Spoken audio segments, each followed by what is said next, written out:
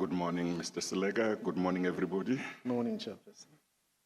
Yes, are you ready? We are ready, Chairperson. We have Mr. Tsotsi again. Indeed, Chair. Well, Mr. Tsotsi, you mustn't start threatening us with sending us invoices for appearances because I think one of the witnesses, I think Mr. Popumlefe, was saying now he's going to start sending invoices now because he has been coming to the commission so many times. Okay, yes, Mr. Selega. Thank you, Chair. Chairperson, Mr. Tsotsi is represented by his attorney. He may want to place himself on record. Mr. Ngabesha. Ngabesha, indeed. Yes, thank you very much. Thank you. Thank you, Chair. Yes. Chairperson, Mr. Tsotsi is coming back to deal with some of the allegations that have been made against him or about him by some of the board members who have appeared before the commission as of recent.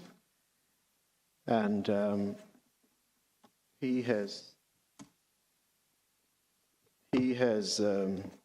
filed two supplementary affidavits, which I will refer the chairperson to shortly.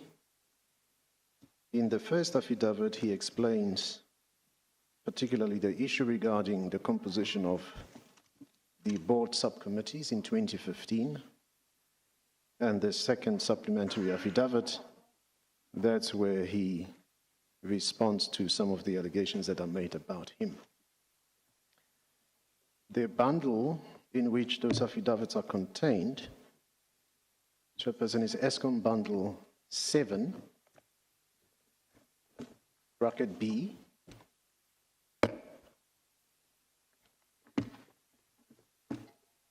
Eskom Bundle 7, bracket B. And the page reference is 1222.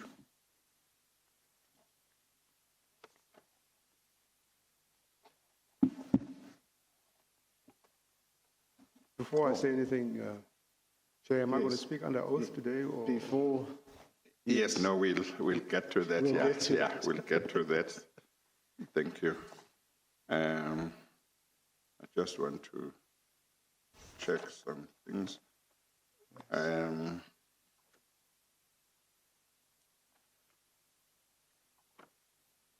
You said 9, did you say 912? 1222. 922. 1222, yes. Okay.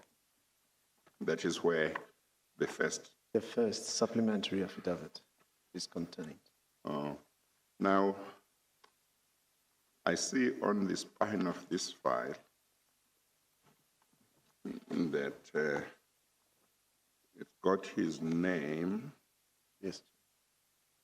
And that may give the impression that one will get that this file contains all his affidavits, which might not be the case. Yes. If it just contains supplementary affidavits, I think the spine should reflect that. So that a few months from now, if I pick up this file, I shouldn't think that this is where I will find all his affidavits. Yes. Yeah. Yes. It is, that's correct, Chair, because that's a continuation of his first. Yeah. Okay, I found where they are. Okay, do you want to explain for the benefit of the public what his evidence will deal with today?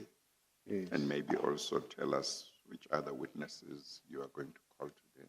Yes, no, indeed. Thank you, Chair. Mr. Tsotsi will deal with an issue that arose on his first appearance, I think both on his first and second appearance, which was in relation to the composition of the subcommittees. He had exchanged emails with the minister, exchanging the list of how he sought to compose the subcommittees. And we showed him in his last appearance that there were certain spelling mistakes in the list that he conveyed to the minister. Whether he could explain that. He then took the time after that questioning to prepare the supplementary affidavit to address that issue. And he will testify on that, about that list. That's the first thing. In that regard, have the investigators ever been able to subject whatever computer he may have used at the time to some technical analysis to check whether there could be evidence of Mr. Salim Essa having sent him a list of the composition of the committees of the board? Remember, he gave evidence that Mr. Salim Essa sent him an email where he was saying how the various committees of the board should be composed. Yes. And he was not in agreement with that. He prepared his own, which he sent to the minister.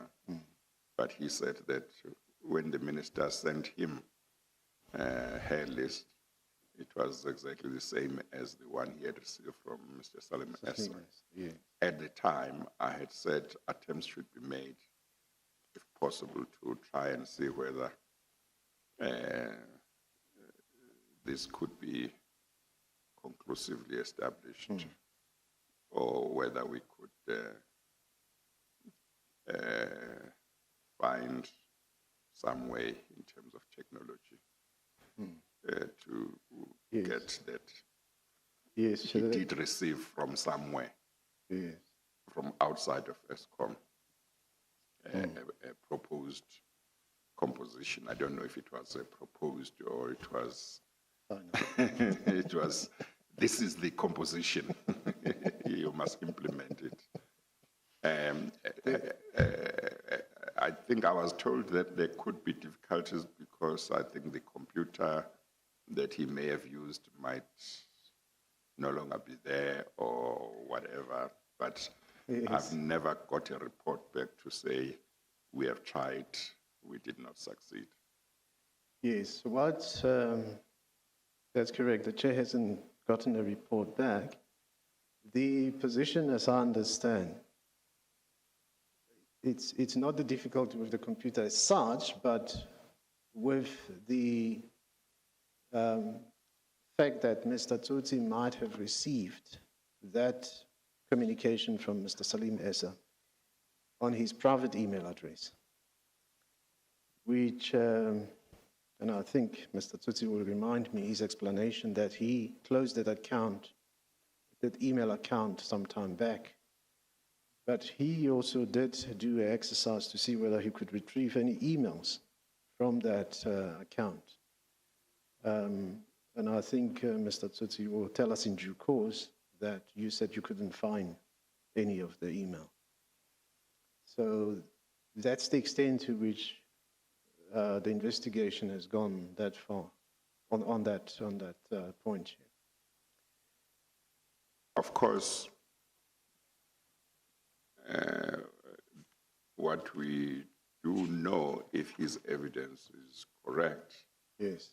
is that he's able to say he did receive an email from Mr. Salim Essa. He's able to say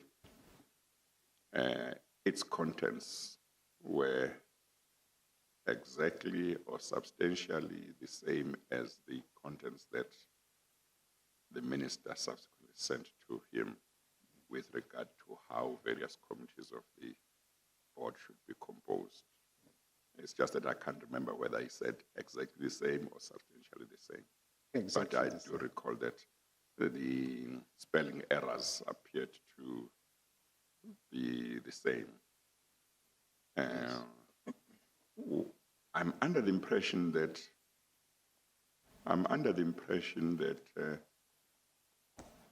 Mr. Tsotsi did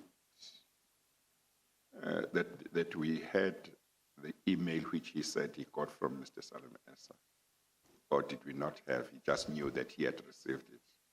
Yeah, that one we don't have. Yeah, we don't have, but he knew some of the spelling errors which were in it, and he knew that what the minister sent to him was exactly the same or substantially the same.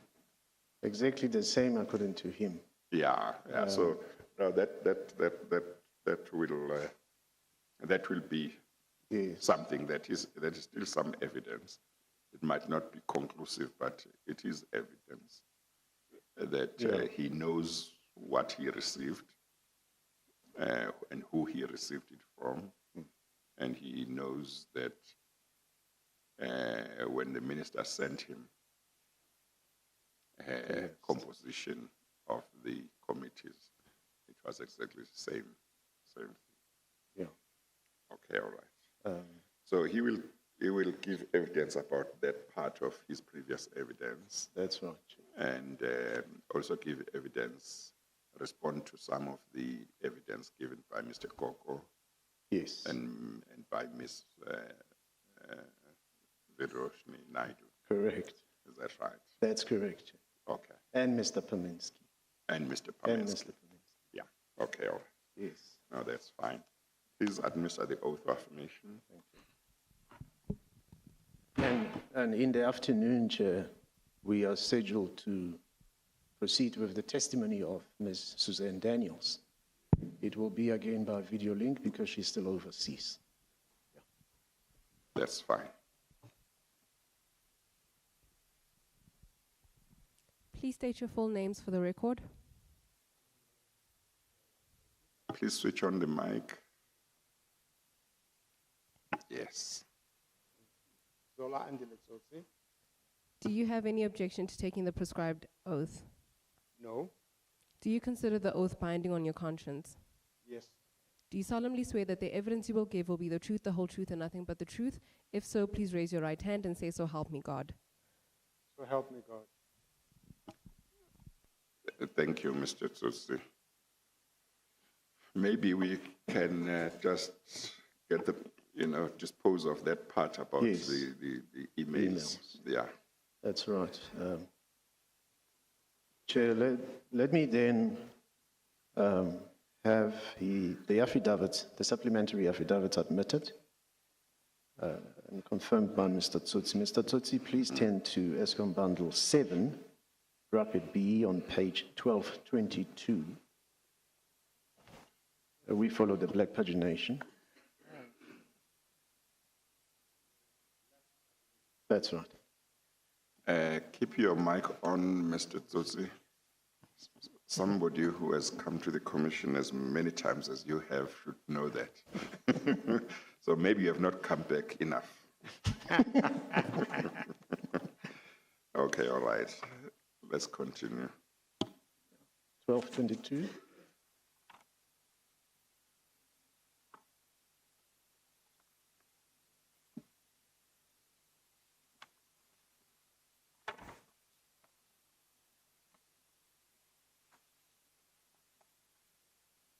I'm there. You're there, thank you. This supplementary affidavit runs up to page 1228.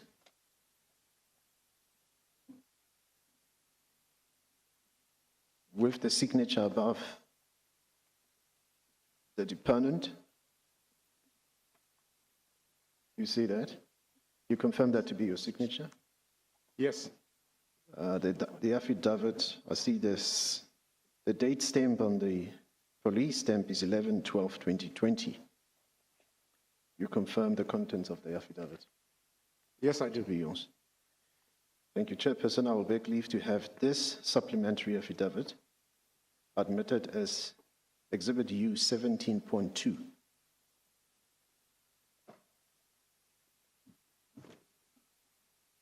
As Exhibit U 17.2.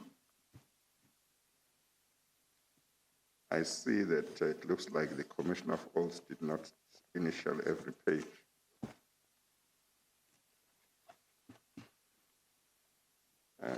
Yeah. Yeah. Mr. Jones. I think he, Okay. I think it's not the best scenario, but he will give evidence and confirm that Yes. he will give evidence under oath and confirm that it's true. yes, Chair. Okay, this The supplementary affidavit of Mr. Andile Zola Tsotsi, starting at page 1222, will be admitted and marked as Exhibit U 17.2. Correct. Mr. Tsotsi, the initials at the bottom of the page, is that yours or the commissioner's? They are my initials. Is it only you? Beg your pardon? Is it only your initials? Yes. Then the second supplementary affidavit is on page 1229.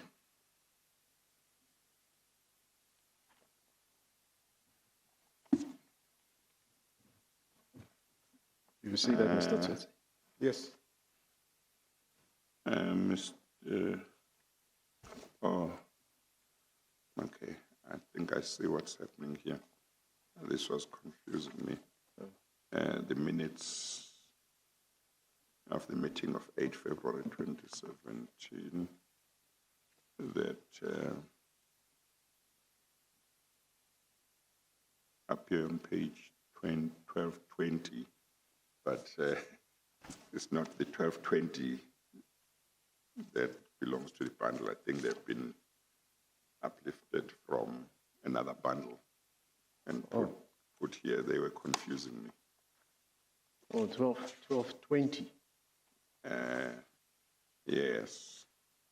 But I think let's do the second supplementary affidavit and then we can, I think that, I don't know if they are in annexure to the supplementary affidavit, maybe they are not, but they've been put in here.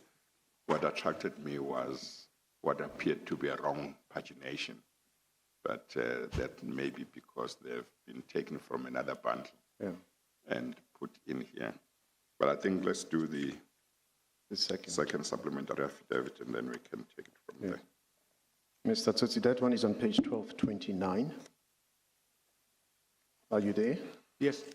It runs up to page 1239. Correct. You confirm that to be your signature Yes. above your name? So I see this affidavit. You also didn't date it. So we pick up the date from the stamp, 25 February 2021. Is that the date? Yes. You confirm the contents of the affidavit to be yours, I do. to be correct. Yes. Thank you, Chair. I'll beg leave to have this supplementary affidavit dated 25 February 2021, admitted as Exhibit U 17.3. Yes, I think the police officers who acted as commissioners of oaths let Mr. Tsotsi down. They didn't fill in where they are supposed to fill in the date and the place of where the affidavit was deposed to and to initial every page. The supplementary affidavit of Mr. Andile Zola Tsotsi, which starts at page 1229, will be admitted and marked as Exhibit U 17.3. Thank you, Chair. What I was talking about is the document that comes after that affidavit, After the first one, after the second one. the second one. Yeah, it's minutes of a meeting, Eskom, and then at the top it says Eskom 18-2020. Do you not have such a document? I don't have it in my file. Well, I've got it here, and I'm supposed to have the same thing that you have. Yes. It's minutes of the Eskom Board Tender Committee meeting 12-2016 /17 held at the Hugo Kulu boardroom. It's 8 February 2017. And so it must be bundle Eskom Yes. bundle 18. That's in the wrong bundle, Chair. Yes. I know, yeah. So Yeah, he's apologizing. I wonder who would have put it here, because it certainly seems not to belong. Yes, no, So it must go to the right bundle. that's right. Okay. The apology has been tendered. Mr. Tsotsi, let's go to your first supplementary affidavit. Now you heard the conversation earlier between me and the chairperson about these emails regarding the composition of the subcommittees of the Eskom Board Committee, committees of the board. The exchange of emails it starts on page 1213 of the same bundle.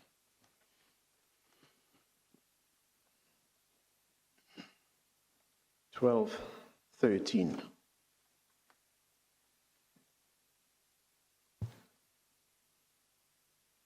So as we go there, Mr. Tsotsi, can you assist us in regard to your recollection? Because you do say in your first affidavit that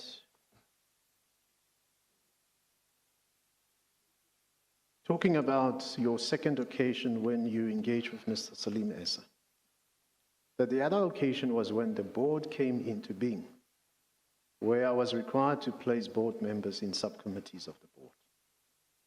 Salim Essa sent me his configuration, and asked that I pass it on to the minister as my submission. I'm sorry, where are you reading from? Chair, it's in Mr. Tsotsi's first affidavit, sorry, Chair. That will be Eskom bundle 7. Oh, okay. Bracket B, In yeah. another bundle.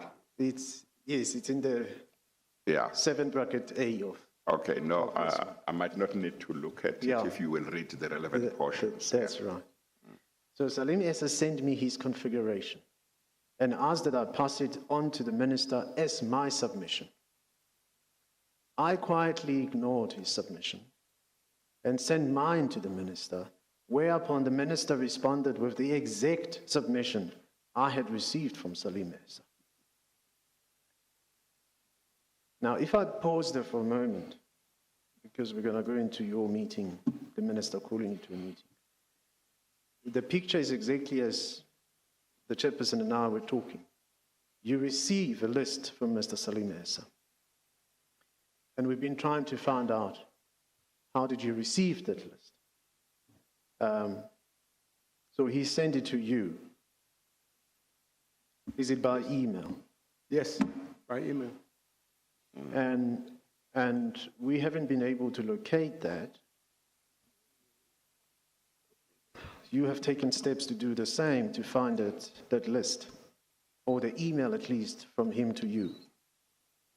Yes, Chair, I've tried to find it, but that domain doesn't exist anymore, so I was not able to find anything. But then you do say that the minister responded with the exact submission. So he says the exact submission. Oh, Yes. that's important, yeah. The exact submission I had received from Salim Essa. Correct. So how So is it was not substantially the same, it was exact.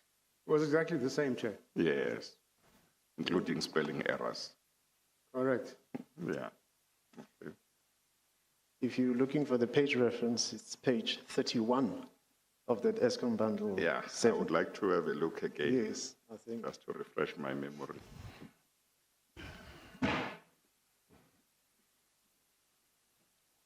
Page 31. And this was on the same day, Mr. Tsotsi, or on another day when you sent yours to, well, you received Mr. Salima's composition. Then you sent yours to the minister. Then the minister sent Salim Essa's composition to you, effectively. Did this happen on the same day or over a few days? I would suspect, Chair, that it would have been a few days, Yeah. because I recall that the minister was on holiday in Mozambique at the time, Oh, okay. so she was not in her office. Okay. Yes. Yeah. Okay, that's paragraph 20.3, 20.4, 20.5 on page 31. Yes. So it's 20.4 where he says the minister responded with the exact submission I had received from Salim Essa. Prior to this occasion, when Mr. Salim Essa sent you his proposed composition of the committees of the board, had you had interactions with him? I probably asked you this question before. Did you know each other, you and Salim Essa? Yes, he knew me, Chair. Oh, you knew each Yes, other? and I knew him too, yes. Oh, okay. Yes. Okay. But you make the point that he said you must send it to the minister as your own. That was his idea, yes. Yes, yes. Okay, all right. Okay, you may continue, Mr. Selega. Thank you, Chair. And then, Mr. Tsotsi, did I ask you, how did the minister respond? The minister has responded by email. By email? Yes. Yeah, but that too we don't have.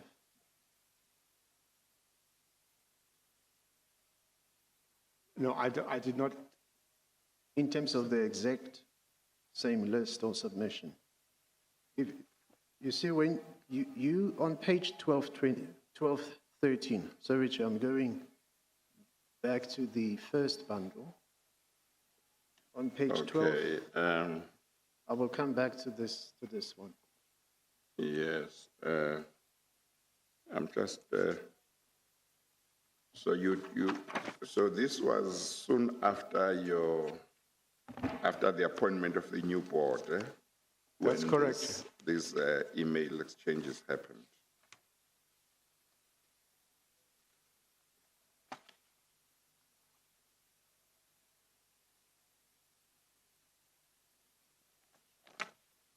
Okay, Yes. can I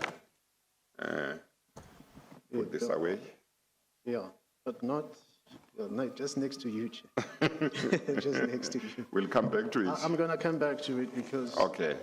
I just want to exhaust this one point with Mr. Tsotsi. Mr. Tsotsi, on the one we are looking at, the first bundle we've been looking at, 7B, 1213.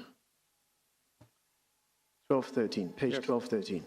So there's an email from you to the minister, 16 December 2014. Yes. You see that? Yes. Yeah. And you say, "Dear Minister, I trust you are well. And please find below the preliminary deployment of non-executive board members to board committees. The audit committee at Eskom has always been chaired by a CA." Okay, let's leave that. Then we have what you call the preliminary deployment of non-executives. You have the names under various subcommittees. Have you Yes. gone far from it? So that's what you sent to the minister. Yes. I would be happy to discuss this deployment with you should you so wish. That's 16 December. And you do say, "I trust you are enjoying some rest." Okay, you said the minister was away. Yes. Now turn to the next page, page 1214.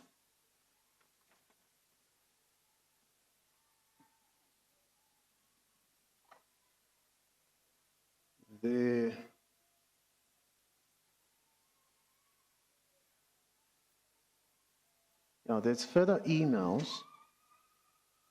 Just 1 second. Yes, sir. Will somebody talk to somebody to make sure, if possible, that that group that is singing doesn't disturb us?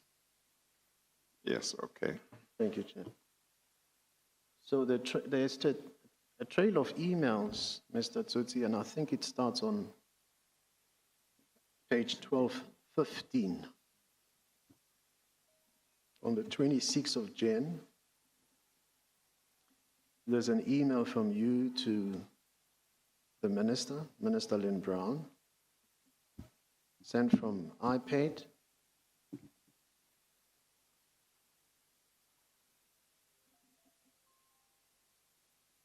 But at the bottom of the page, I think you are forwarding the one at the bottom of the page to the Minister. Can you see the one right at the bottom of the page? It says, Dear Minister. 1214, yes. Yes, it says, Dear Minister. 1215. Page 1215. 1215, Yes. yes, The trail of email starts from there. yes, You see that? It says, Dear Minister. And then you say, please, fine, go to the next page. Please find the revised board subcommittee deployment as follows. yes. So in December, it was your preliminary deployment. Sorry? In December 26, Yes, is it 16 or 15? 14, sorry. December 2014, you sent a preliminary yes, deployment list. And now it is January 2015, you sent the minister a revised board subcommittee deployment list. yes,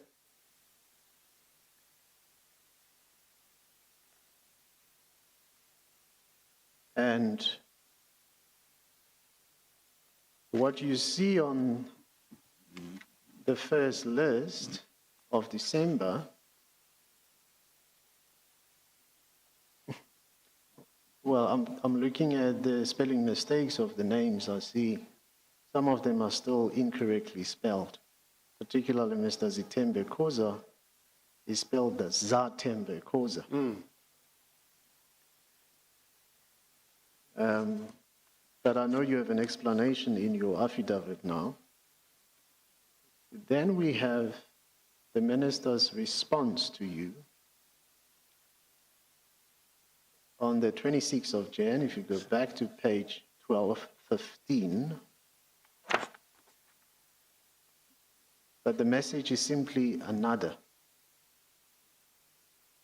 The minister writing, it's a forward by the minister to the officials in the department.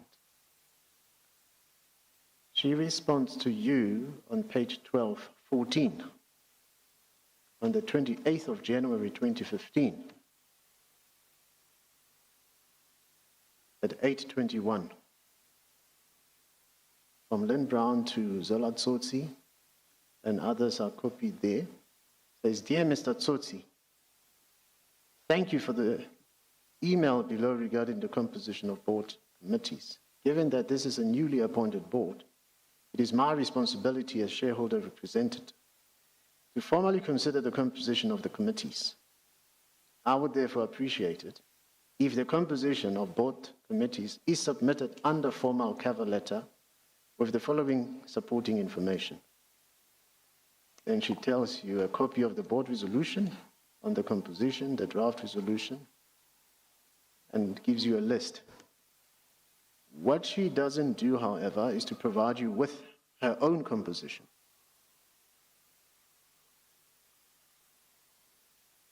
yes, Do you remember this email? I'm sorry, Mr. Solega. I've been going ahead of you looking at these emails Yes, Chair. and left you behind. Oh, So I won't say anything about what I've seen ahead of you, but I'll go back to where you are. Okay, what page are you now? 1214. 1214. Yes, 1214. Okay, all right. Of course, the fact that your next witness will only be after lunch Yes. doesn't mean we don't need to finish with Mr. Tsotsi as soon as possible. Yeah. Okay. Okay, Chair, thank you. All right. We will do the best to the issues, justice Yeah. to the issues. Yeah. So, we are at the email, which is in the middle of the page, on page Well, 12. I just say that as far as I'm concerned, we shouldn't take Okay. more than 2 hours from 10 o'clock. Yes, Chair. Okay, thank you, Chair. So, Mr. Tsotsi, there's no, you remember this email? I do recall the email, yes. Yeah. What is evident from here is that the minister doesn't communicate her own composition there. But she does show an interest in the composition of all the committees. Yes. When you say the minister does not communicate her own list, she, I think, indirectly had done that. Because you recall I said that she at one point called me to a residence. Oh, yes, you can go there, yeah? Yeah. Yeah, well, maybe it will help. Where's the email from the minister with her composition, which you say was the same as Mr. Salim Essa's composition? I thought we did have that. Did we not have? I'm not aware that it's there, Chair. Oh, I is don't that know so? whether the investigating team had found anything. The email that had spelling errors and so on, was it not from her? I think that your one to her also seemed to have some spelling errors. I don't know if it's the same spelling errors, but for example, Khoza was written as Xhosa. Yes. Yeah, was that not the email from her? I think what she had done was simply to just reflect what she had been sent. Because I sent that same email as it was to her. And it would have come back with looking exactly the same. Okay. You got an email from Mr. Salim Essa Yes. with the composition. I'm under the impression that what you sent to the minister was your own composition, which was different from Mr. Salim Essa's composition. I did do that, Chair. Yes. But are you saying you also sent Salim Essa's email to the minister, or you say you didn't do it? Yes, I did send Salim. Or so you sent your own plus the one from Yes. Mr. Salim Essa? Okay. And then what she then sent to you was effectively the Salim Essa composition. That is correct. But that one that came from her, why do we not have it? Why the don't one we that have came that from the composition? I thought we did have. The one that came from the minister, Chair? Yes. The composition. No, we did, yeah. No. Do we only have Mr. Tsotsi's one? We have Mr. Tsotsi's one in the emails. Yeah.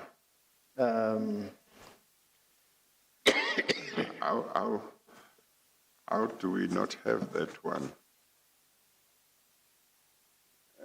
I assume that the investigators looked at the Mr. Tsotsi's emails. at the minister, even the minister's emails, and her PA, Ms. Kim Davids. Big. Did they do that? I was under the impression that previously we did have the email from the minister, and we had the email from Mr. Tsotsi to the minister. What I wasn't sure about was whether we had Mr. Salim Essa's email. But I thought the one that Mr. Tsotsi sent to the minister, we did have, and the one that the minister sent back to Mr. Tsotsi, I thought we did have. But if Mr. Tsotsi says he's not aware of it, it must be that I was mistaken.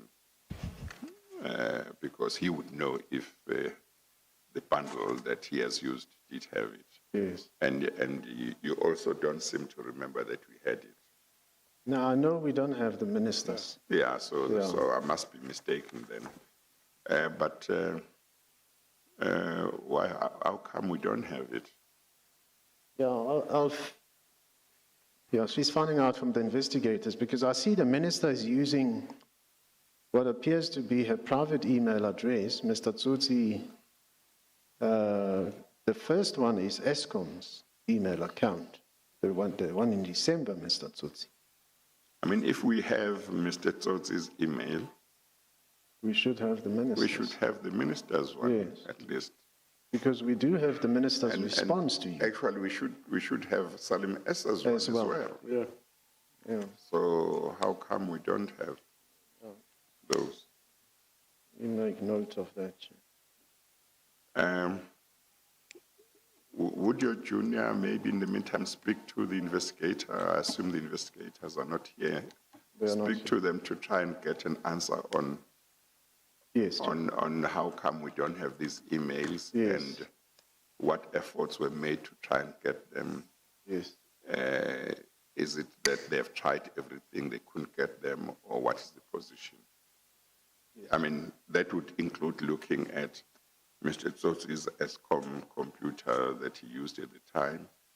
That would include looking at the minister's computers and her PA, Ms. David's computers at the Department of Public Enterprises, and so on. Okay, Yes, Chair, thank you. all right. Yeah, just to then go to your affidavit, Mr. Tsotsi, as you deal with it, this aspect in your affidavit. I think you have now already tendered the answer to the chairperson, whether you sent that email which had mistakes or spelling mistakes to the minister. Your first supplementary affidavit answers that question, Correct. which is on page 1222. Well, can we just maybe quickly go through these the emails, Yes, even sir. without going to the affidavit, just Yes. to complete this thing? Yes. Mr. Tsotsi, at page 1213,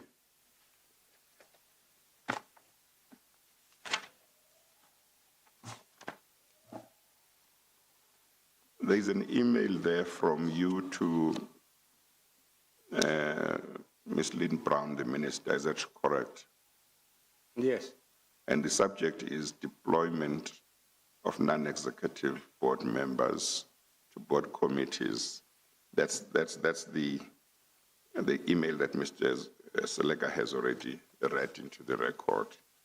Now, that is the composition that you say you sent to the minister, that composition of the committees of the board.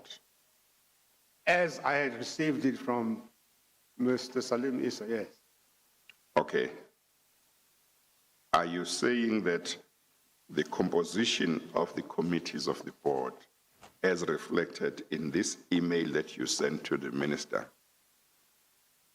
was taken as it was from the email from Mr. Salim Issa? Yes, Chair. So in other words, this composition was not yours.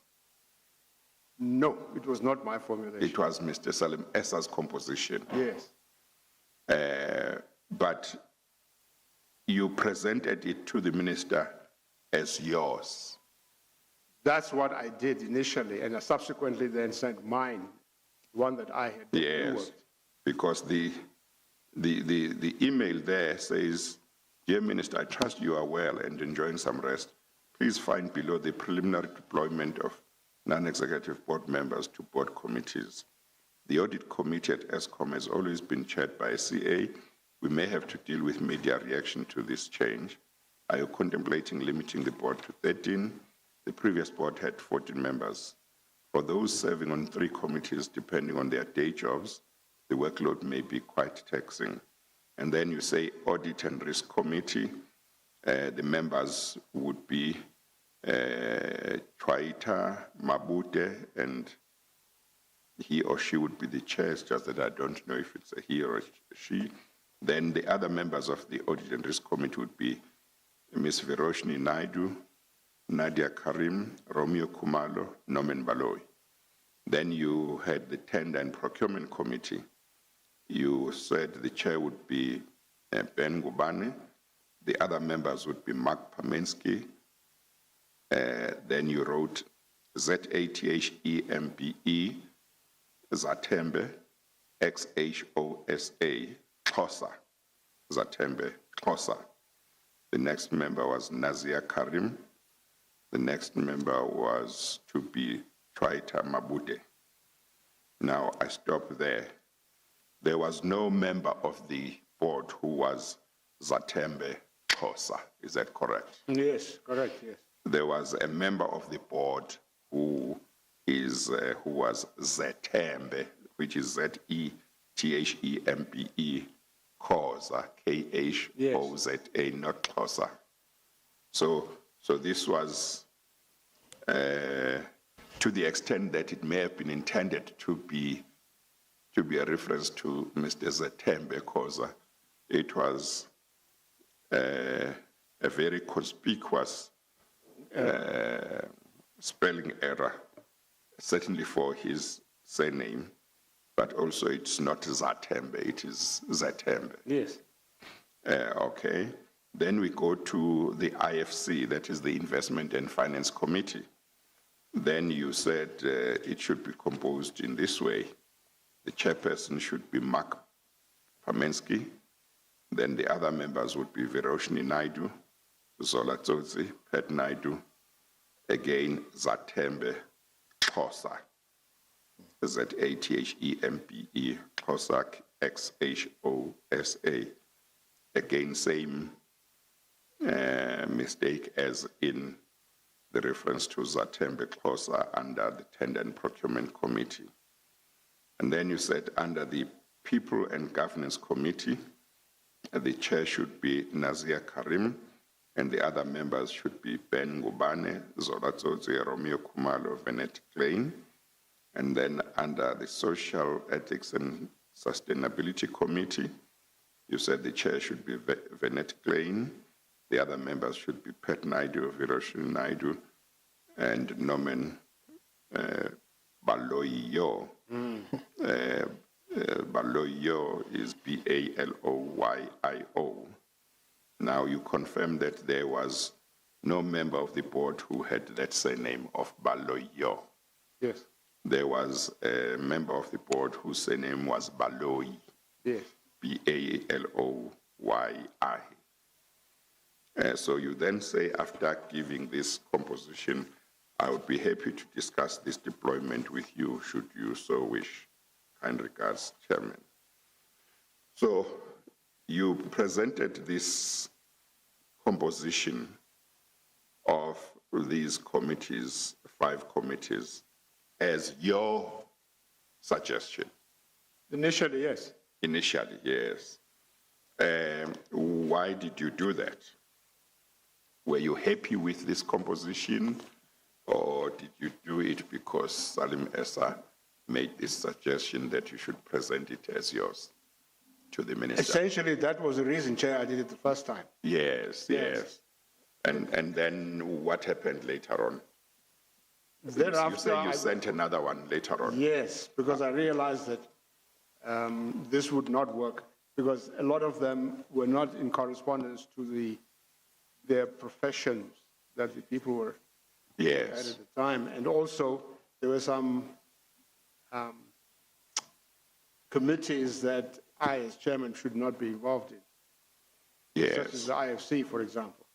So Yes. I certainly had to revise Yes. what was here, and then I subsequently then sent the revision to her. And this is Yes. what we don't have. Yes, no, now, at the time you sent this email to the minister, did you appreciate the spelling errors that we have talked about in the surnames of the two members of the committee and the name in regard to one? Or did you not pick them up? Or did you have a reason to say, I don't want to change the spelling, let it go as it is? Chair, I just decided to take what I got and just simply put it and just passed it on to the minister, essentially.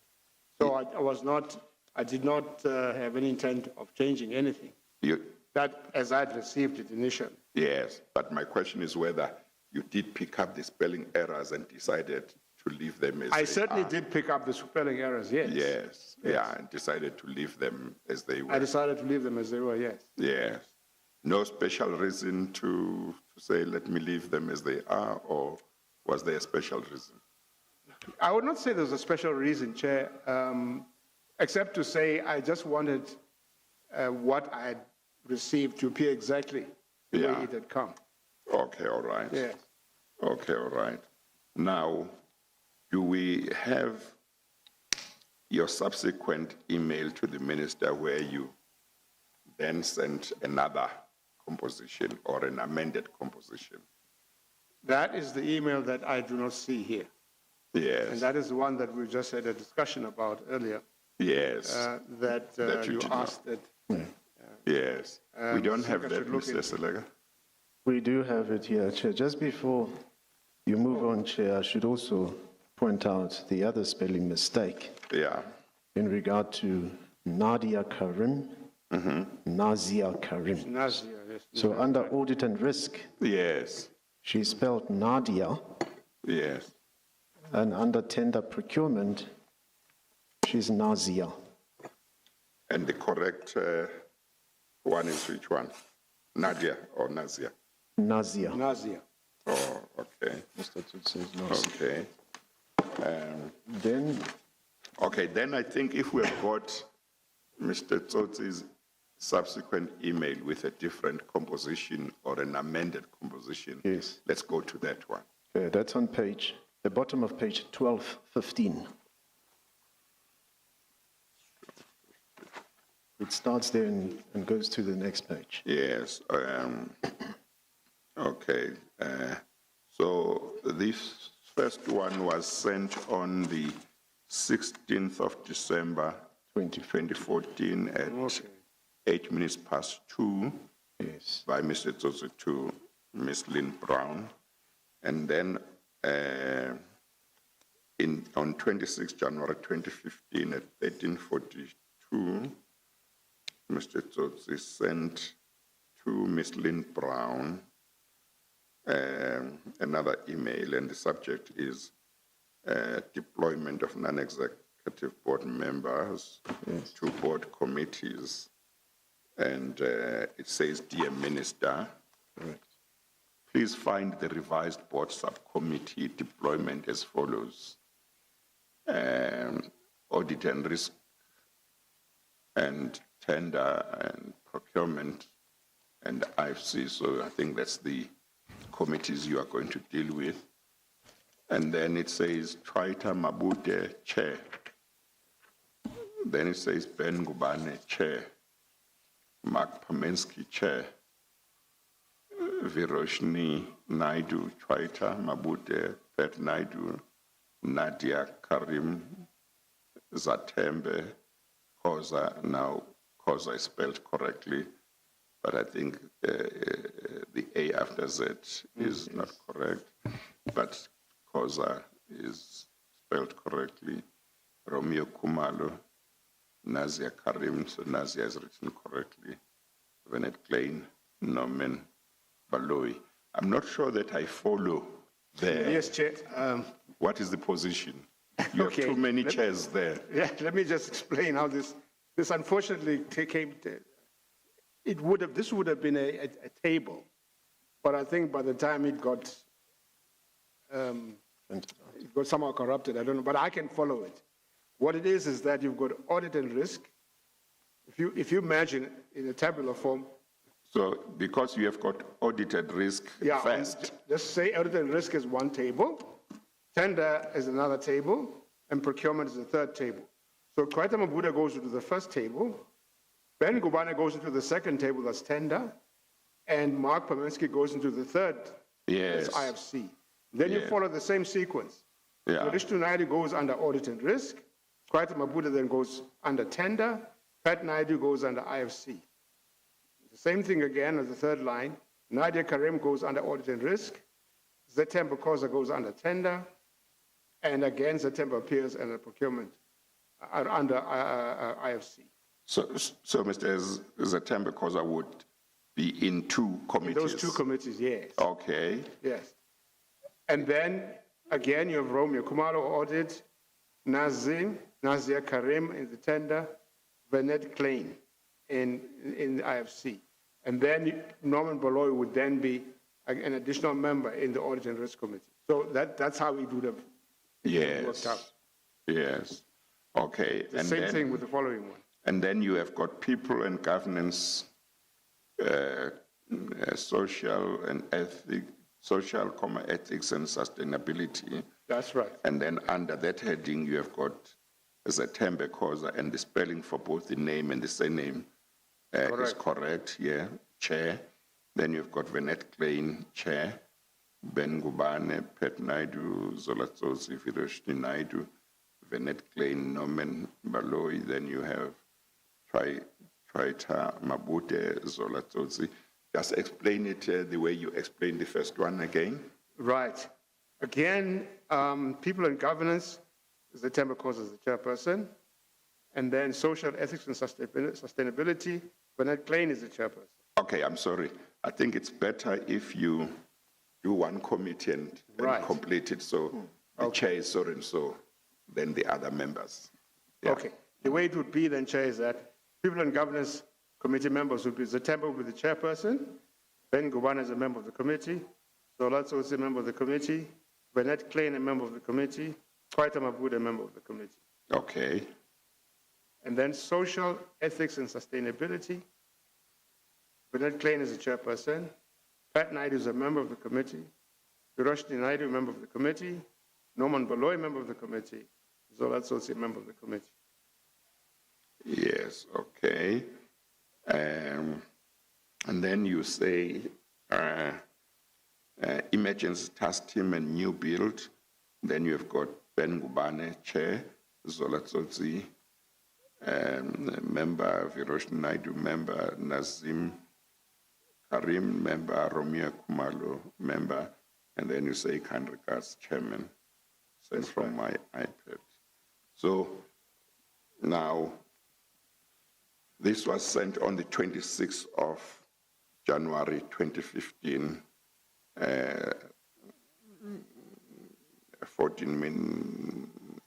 16 minutes to 4 p.m. Was this your real, genuine suggestion of how the committees of the board should be composed? That's correct, Chair. And when one compares this composition with the one you sent to the minister by way of your email of 16 December 2014, there are, I would assume, a number of differences. Is that correct? There are some differences. Yes. The important difference have got to do with me in particular. Sorry? The important difference have got to do with the chairperson because of the need for the chairperson not to sit in some of the committees. Maybe what should happen, Mr. Selega, Yes. if your junior could, because I don't think this is done anywhere, but you will tell me if it is done. Yes. If she could work out the differences between the two Yes. lists. I assume, I take it that she was following how Mr. Tsotsi explained who would be in which committee in terms of his own composition. Yes, I've done it. And compare, and then so she can prepare her document. just by hand, Yes. which she can give to you later on before Mr. Tsotsi leaves the witness stand. But then he can just confirm that the following are the differences between the two compositions. Yeah. Okay. Okay. All right. Okay. So you confirm, Mr. Tsotsi, that this email of the 26th of January that you sent to Lynn Brown represents your suggestions in the true sense, and that the one of the 16th of December, although you presented it to the minister as your suggestion, but actually you just took Mr. Salim Esa's composition and you sent it to her as is, as was. Yeah. Okay, all right. I think this is important. So, because what it means is that you are saying, even if we might not be having the email from the minister that where she sent you her composition, you are saying that once you had received it, you compared it with the composition of Mr.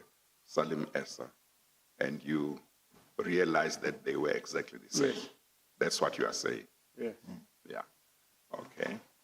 Okay. You may continue, Yes. Mr. Selega. I thought it's important to get this right, but it might be important to go to to the emails that were exchanged in connection with this. But I just wanted to make sure this is clarified.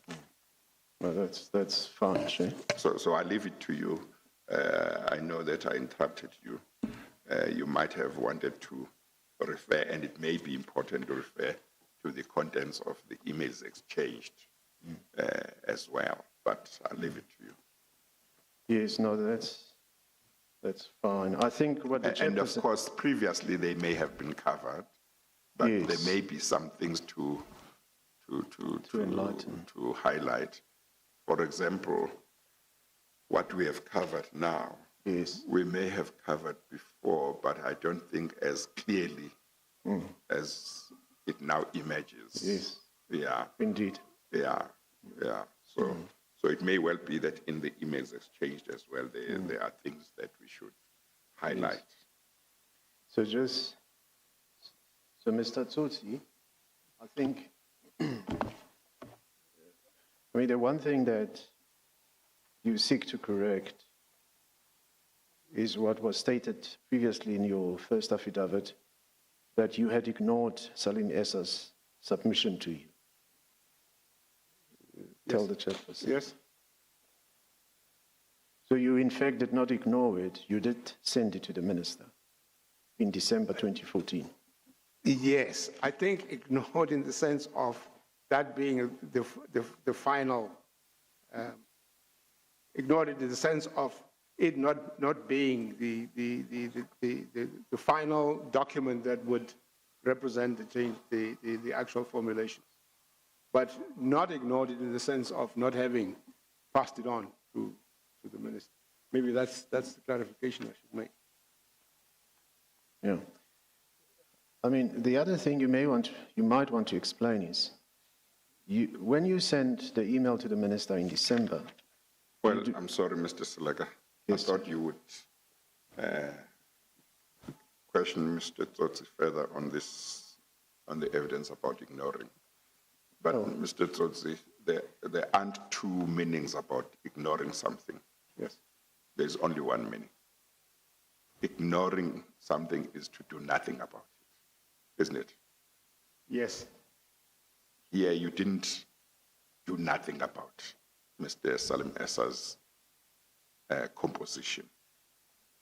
You did exactly what he asked you to do.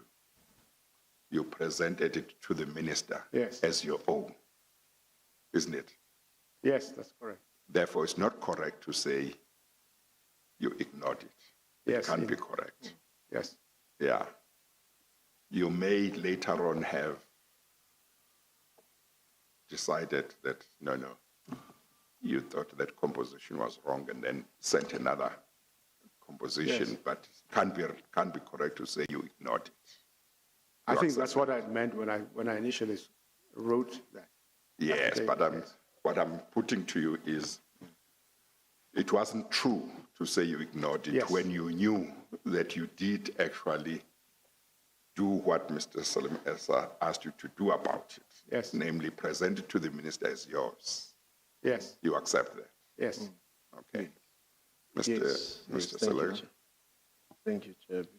Yeah, that takes care of, I was going to follow it up. It takes care of it, Chair. Okay, I'm sorry. I'm sorry. Well, it shows that we didn't collude. So I didn't know you were still coming back to it. So Yeah. I thought you were leaving it. And maybe you, Yeah. okay, but you may No. continue. No, because the submission in the affidavit, Mr. Tsotsi, is quite clear. It says, "I quietly ignored." Sorry? What Mr. Tsotsi said in his affidavit, he says, "I quietly ignored his submission Yes, and sent mine to the minister." yes. So, I mean, It doesn't suggest it doesn't that he as- sent it, yes. Well, continue, deal with Yeah. that. So I think it's very clear, Mr. Tsotsi, Yes. he doesn't admit of another interpretation. Yes. You know. But after you send this to the minister, you do say in your email, "I would be happy to discuss this development with you. You should, with you, should you so wish." After this and the sending of the next email in January 2015, was there a discussion with the minister that led to the revision of this list? No, there was no discussion with the minister herself, no. Yeah. Chair, you may want to know the minister's version on this. Yes, no, that's important. Yeah. Yes, that's important. Um, But I don't know whether, let's hear the minister's version. And obviously, we need to look at that email from her to Mr. Yes. Tsotsi on the 28th of January. That's right. And this, And I take it that particular email, which is at 12:14, the bottom one or from the middle of the page, from the minister to Mr. Tsotsi, Yes. is a response to Mr. Tsotsi's email of 26 it would, January. Would that be correct? Yes, sir.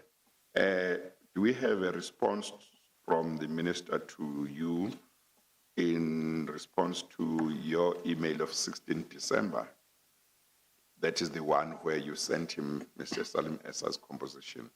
Did she respond to that, as far as you remember? On the 16th of December, she, like I said, Chair, she responded with the same version that. Yes, but that response, do you know whether it was after you had sent the second one, your composition on the 26th of January, or was it before you sent your own suggestion of the composition? It would have been before. It would have been before. Yes. Okay. Do you remember whether, in response to what she sent you, you said anything, or the next thing you did was to send him your own composition of the 26th of January? Yes, that's what I did, yes. I Yeah, sent my own okay, composition. okay. All right. yes. So then, Mr. Tsotsi, while still there, when does the minister call you to meet with her, where you found her in the presence of Salim Essa and Mr. Tony Gupta? I don't remember exactly the sequence, but obviously it would have been, I think, sometime in January, because she would have been gone for a good part of December. And this would have happened sometime in January. Okay, this is the impression in one's mind, that you would have sent the first email with the composition. Yes. in December 2014. You would have followed that up, or prior to you following it up, you say the minister would have sent a composition Yes. which matched that of Salim Essa. Yes. But then, why would she do that if it is the same as Salim Essa's? Because she should actually respond to yours, which differs from Salim Essa's. She would have responded to mine, for sure. Which is what I'd said in my affidavit. Her response would have been from the changes that I had made in what I sent her. Yes, then it makes sense if it's like Yes. that. Yeah, you follow. Then it makes sense if it is like that. Yes. Because if I'd not made any changes, she would not have any reason to respond Yes. with what had come from Salim Essa. Yes. So, Chair, what Mr. Tsotsi is explaining here is the sequence. Because he was saying to you, the minister would have responded to him after his email of December with the minister's own composition. But then my question to him was, if After his email of, December 2014, the first the email, 16th December one. correct. He was saying to you the minister would have responded with the minister's composition, which was the same as SalimEssa's. So I was asking, but what would be the point? Because the minister had the same composition in mind. She didn't have to respond to you. So what he's explaining is, well, the probability is that the minister would have responded with SalimEssa's same composition only after his revised composition of January 2015. Oh, Yes. but is that something you remember as having happened in that sequence, or you are speculating as to how it happened, namely when in relation to your email to the minister of 16 December 2014 and your email to her of 26 January 2015? In other words, There is a communication that is not here, yes. and that is between myself and the minister, following my sending her what Salim Essa sent me. So I then sent her what I then reformulated from what, I'm sorry, I didn't hear. Following my having sent her what Salim Essa had sent me. okay, yes. There was some interaction, subsequent interactions. Yes. Before you sent your composition on 26 January. Yes, definitely. During that period. Yes. On the same subject, the interactions were on the same subject? Yes, Chairman. You see, that email that I'd sent to her, which differed from what Salim Essa had sent, is what caused her to call me to her residence, where Salim Essa and Tony Gupta were present, and then said to me that the composition of the board will be as she had sent it to me. Yes. Now, I did see that when I looked at your affidavit earlier on, Yes. that in relation to that you said exactly that. Yes. You say in your affidavit that he called you, she called you, Yes. and at that meeting, both Mr. Salim Essa and Tony Gupta were there. Correct. That's what you say. And you do say in your affidavit, she said that the composition of the committees of the board would be as she had sent them to you. Yes. I did see that, yeah. So, but I think the unfortunate thing is that in your affidavit, you don't give dates as for that meeting or an estimate. But what is your recollection, if you do have any recollection, as to round about when that meeting happened in relation to the 16th of December when you sent her the Salim Essa composition, and the 26th of January when you sent her what you say was your real composition.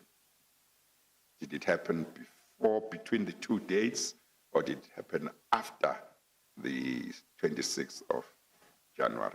No, it happened between the two dates. Between the two dates? Yes, sometime in January. Yes. It would have been early January. It would have been early January. Yes.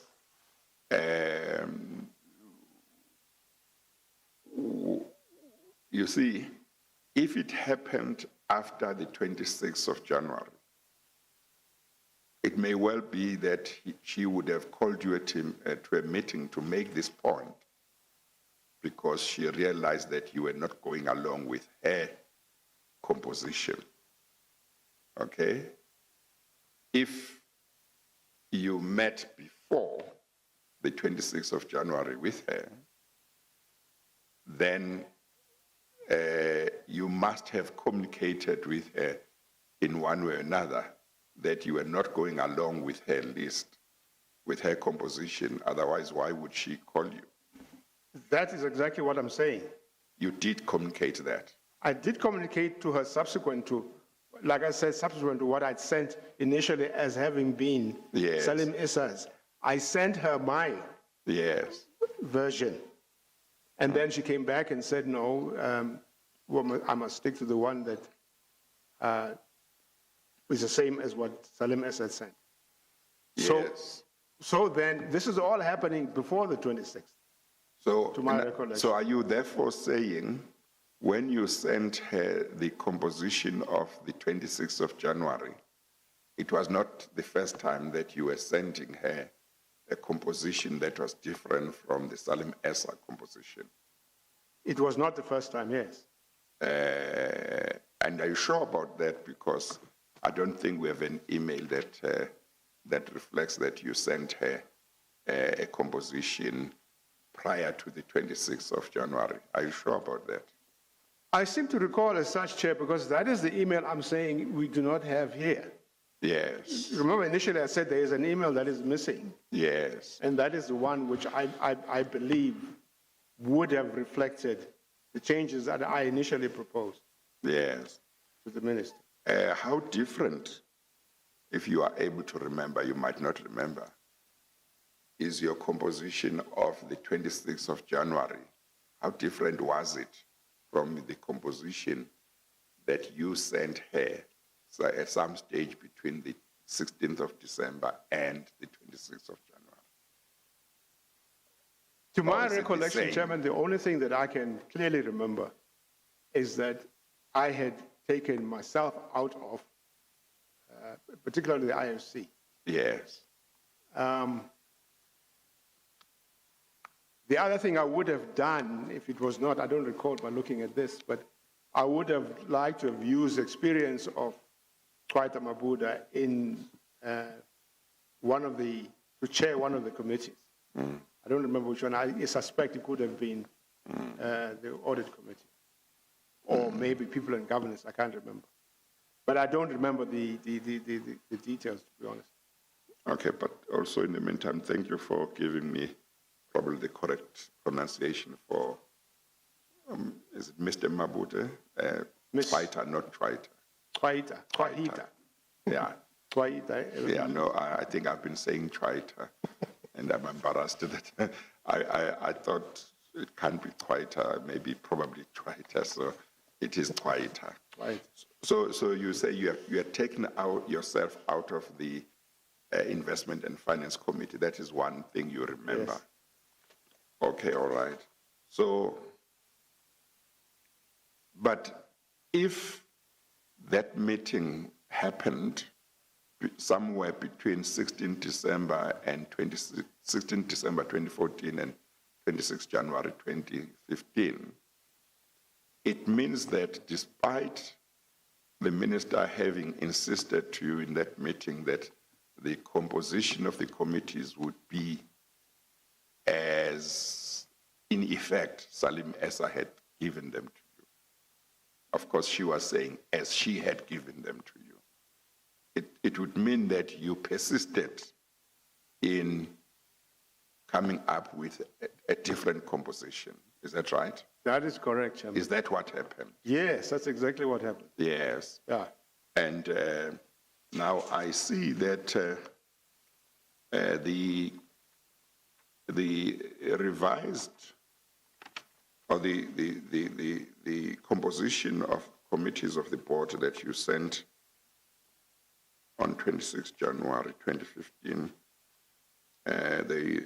the one that is at page 1215, you sent at 18 hours 52, but there is another one which appears at page 1218. It's of the same date, that is 26 January 2015, and it's sent at 1853. And do you see that one? Do we know whether it is exactly the same as the other one? It appears to have been, the email to have been redone. I'm not sure. It's a duplication. Mr. Salega and your junior, have you checked whether the two are the same, the composition? Or you had not looked at that? I think your junior can look as well to whether there is a difference in the composition between the email at page 1218 and the email starting at page 1215 at the bottom and continuing at page 1216. So, because if there is a difference between the two,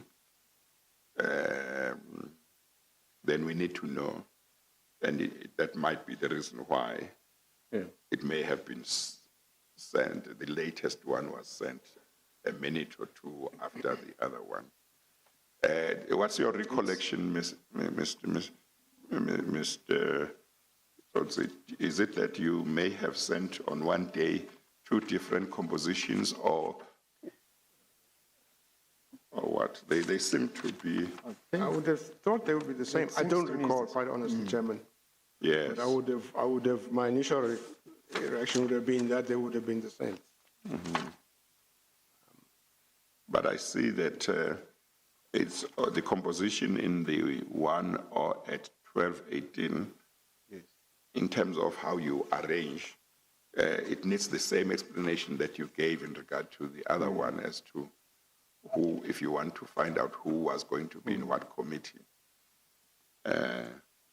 Okay, so I think your junior will check that so that we would be able to say the first one of 16 December was like this, the second one of 26 January, if you compare the two, what you find, and then if you compare the one at 1218 with the one at 1215, what are the differences? So that we know that. Okay, all right. I've just gone through them, Chairman. They are the same. They are the same. They are the same? Yes. Okay, all right. But the Mr. Selegas Jr. will just confirm because she will have a little bit more time to look at it than you have to. Okay, all right, I think Mr. Selega, if I'm not mistaken, you were going to look at the content of the emails, but you were also going to put Ms. Lynn Brown's version. Yes, Chair. So feel free to proceed as you want to. And Chair, her affidavit. Oh, I see we have gone past the tea break. I thought, no, I let it go, Chair, because I thought when we take a break, we will take the long time break. No, I was aware of it. I suspect you probably still need more time than you have between now and 12. Yes, indeed. Because there have been lots of discussion on the issues. Yes. No, let's take the tea break so that when you can use the tea break also to just rearrange how you want to deal with the Indeed, issues. sir. Yeah. Yes. Okay, let's take a tea break. We will return at, it's nearly 22. We'll return at 10 to 12. Thank We you. adjourn.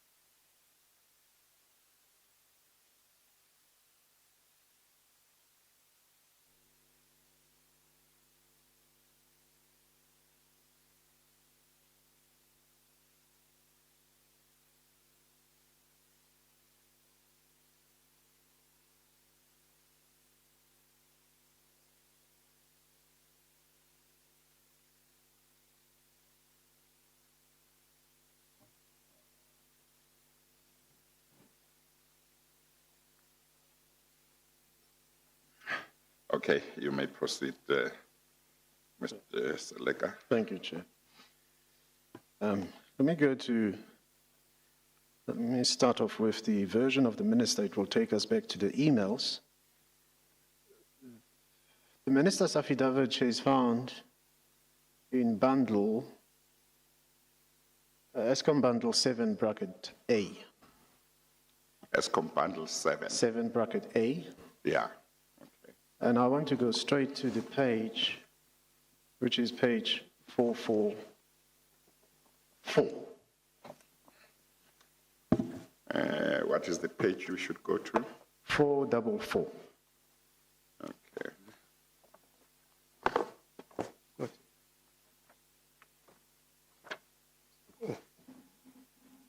Eskom bundle. Okay, which one is it? 7A.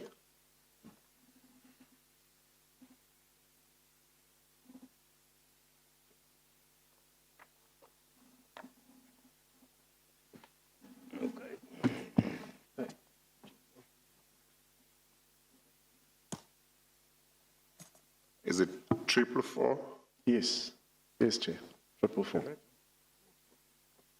Yeah, they've written on top of the numbers there. Yes. The previous page is 443. Yeah. That one can see. And 444 is hidden by the letters of the affidavit. But paragraph 43 of it. And I'm going to skip some of the paragraphs, Chair. It says, legally, I was only responsible for the appointment of members of only 2 board committees at Eskom. These are the Audit and Risk and the Social and Ethics Committee.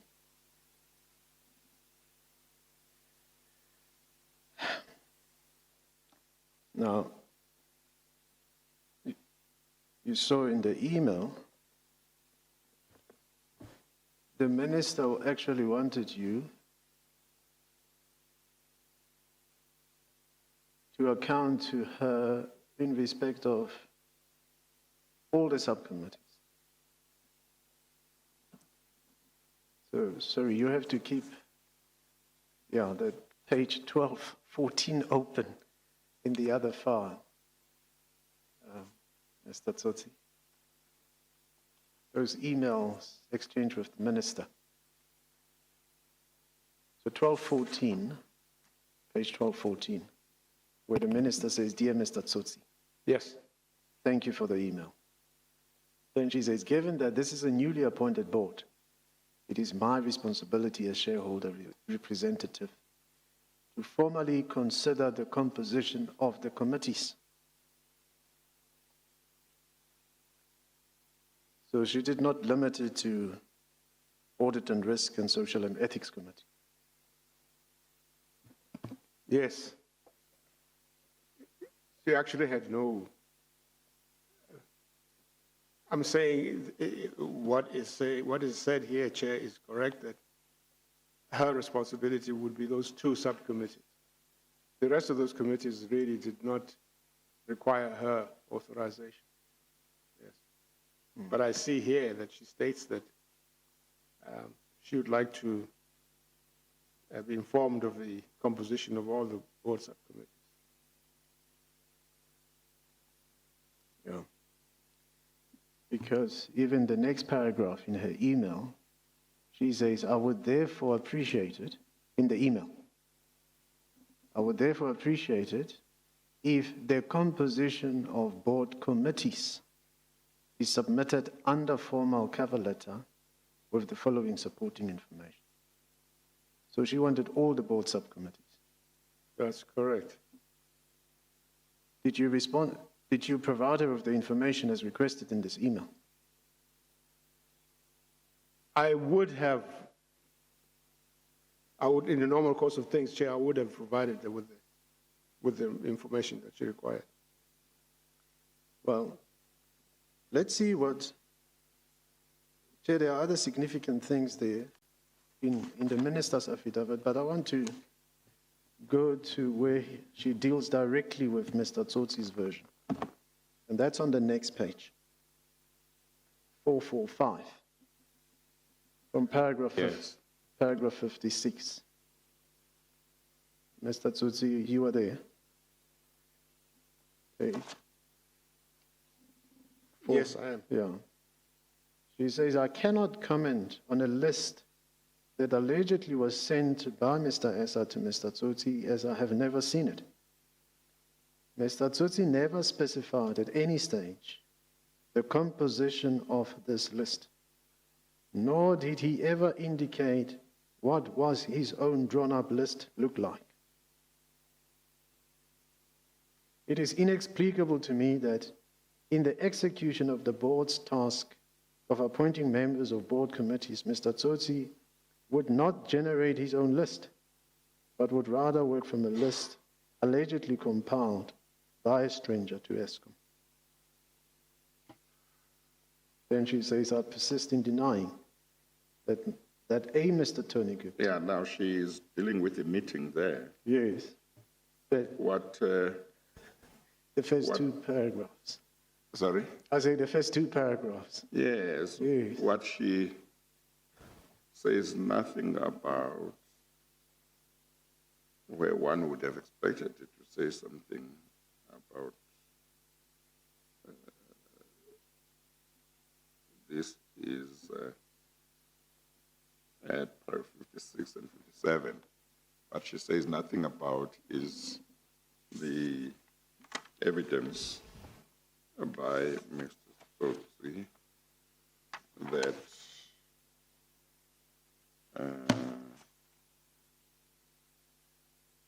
the composition that he sent her on the 16th of December was from Mr. Salim Essa, and that the composition that she returned to, she sent to Mr. Tsotsi was exactly the same. But of course, she was responding here to Mr. Tsotsi's affidavit, not to the evidence that we have just heard.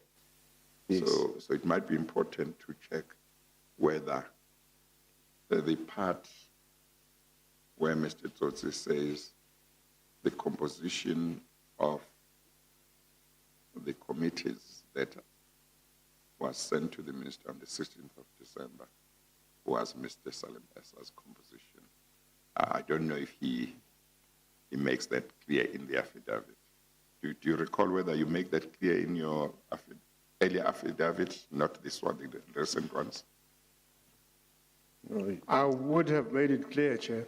I'm sure I did. But I think you would have made it clear that the composition she sent you was the same as Mr. Yes. Salim Essa's one. Yes. You would have made that clear. Yes, that is clear, Chair. What I'm not sure about is whether it's clear that Mr. Salim Essa's composition is the one reflected in Mr. Tsotsi's email to the minister of 16 December. Yes. Well, right now, Mr. Tsotsi says, yes, it is. Yeah. He says that is the list he received from Mr. Essa. But that is only now, Mr. Tsotsi, because in the first affidavit,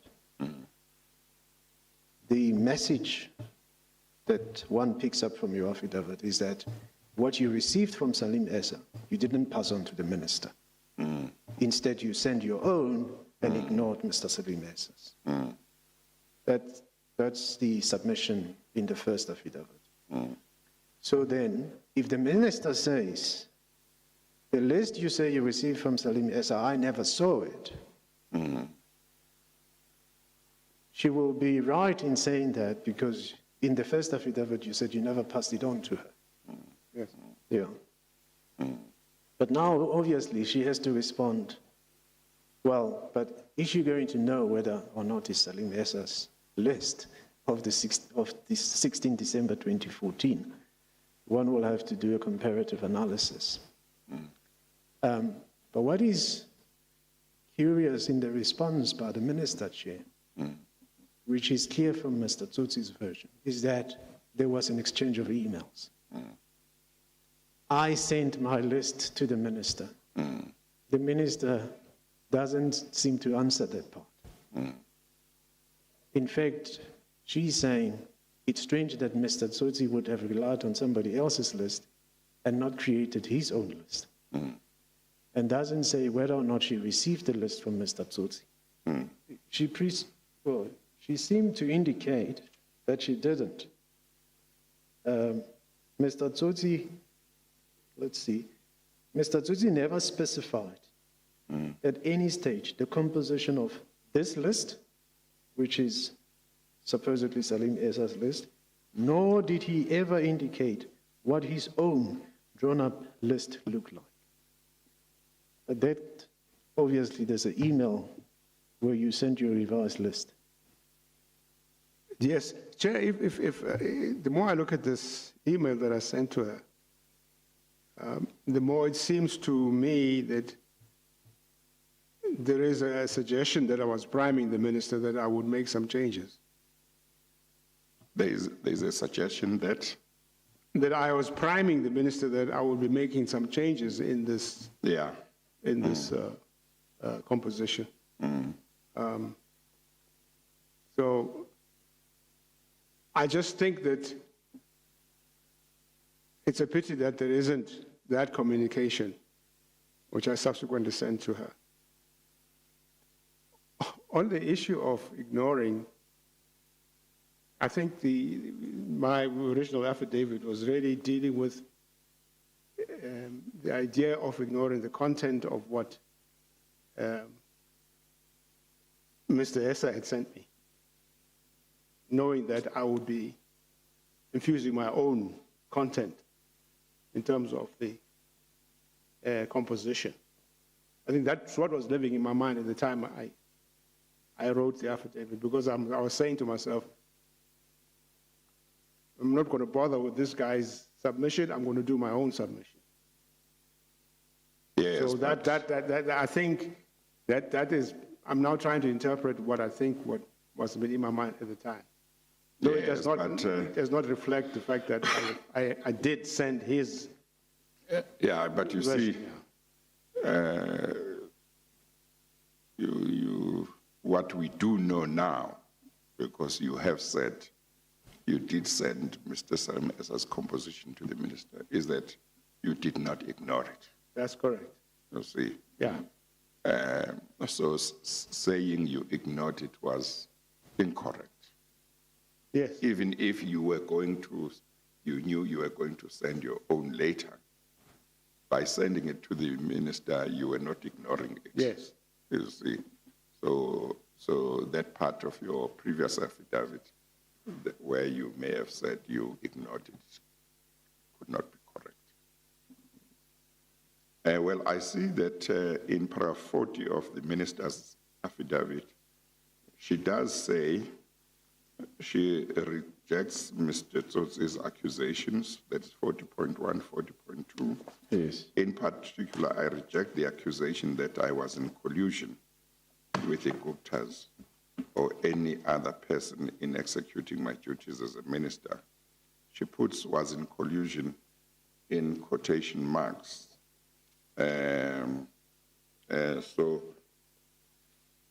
So one must take it that she is therefore saying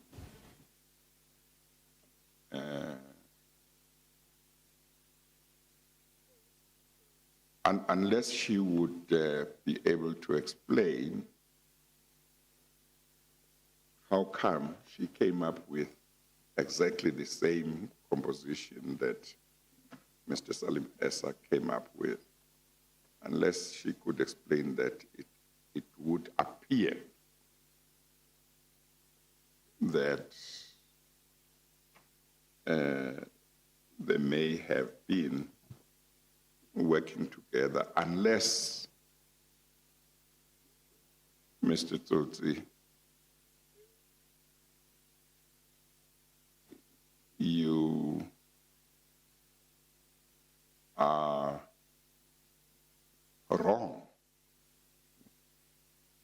to associate his or her, that is the minister, her minister's composition of the committees with Mr. Tsotsi's composition, because she would say, why don't you associate it with the composition you sent me? You sent me a certain composition by way of your email of the 16th of December. I sent you exactly the same composition. Why don't you say the composition that the minister sent to me was the same as the composition that I sent him, I sent her? In other words, the fact that she sent you a composition of the committees of the board that is the same as the composition that Mr. Salim Essa sent you might not necessarily mean that there was collusion between herself and Mr. Salim Essa if she simply said, I'm taking Mr. Tsotsi's composition. He sent me this. Here is the email of the 16th of December. I was happy with it. I didn't say, I'm happy with your composition.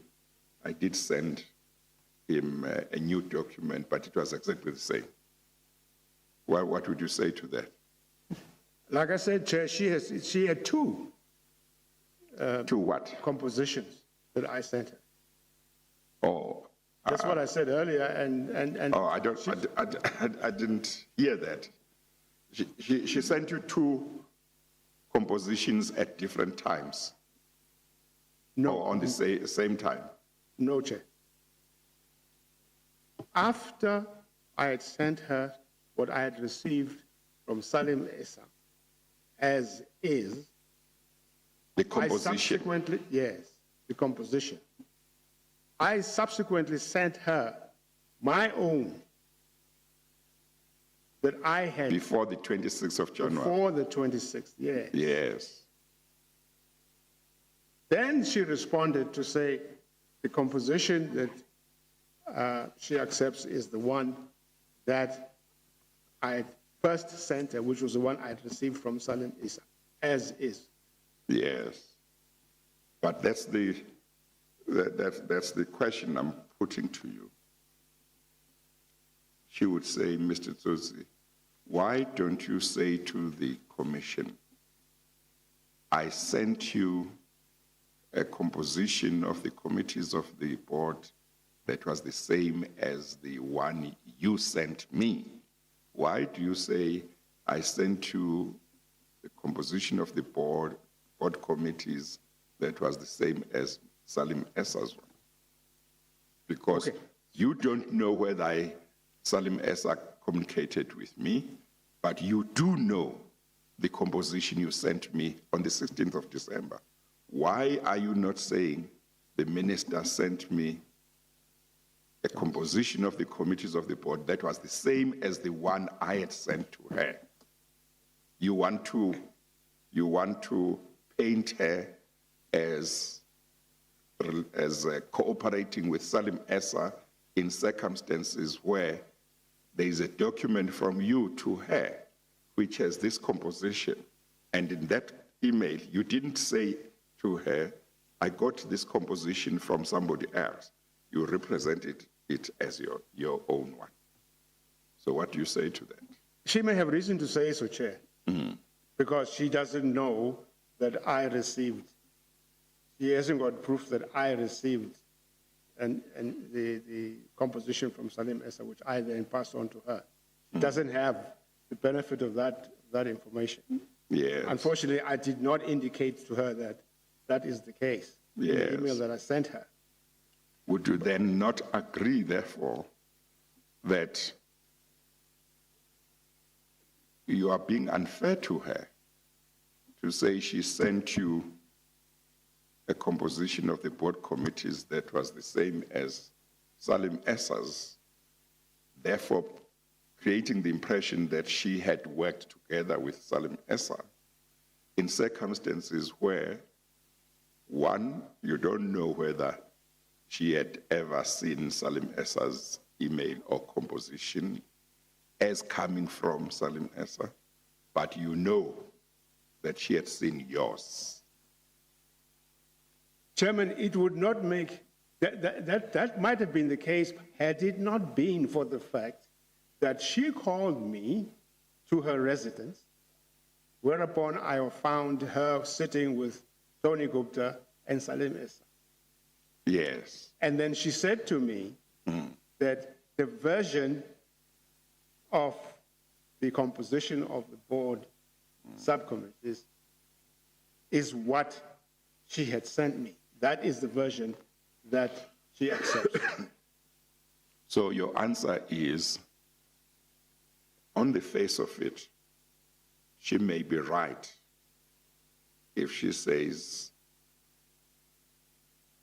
if she was simply looking at the emails, the email you sent her and her response, Yes, she may be right to complain that you are being unfair to her, yes, to say she sent you a composition of the board committees that was the same as Salim Essa's one, instead of saying that was the same as the one you sent her on the 16th of December. But you are saying, if that is where the matter had ended, she could have had a point. yes, But you say the matter didn't end there. yes. She subsequently called you to a meeting at her residence, is that right? Or was it at the office? At her residence. At her residence, where you found her in the company of Mr. Salim Essa and Mr. Tony Gupta. Yes, And she raised the issue of the composition of the board committees and told you in clear terms that the composition of the board committees would be the way she had sent it to you. correct. And because of that, your suggestion is that and you must tell me if I misunderstand your evidence, your suggestion is that there was some working together between her and Mr. Salim Essa. That's the reason I came to that conclusion, yes. Yes. Okay, all right. Mr. Stileka? Thank you, Chair.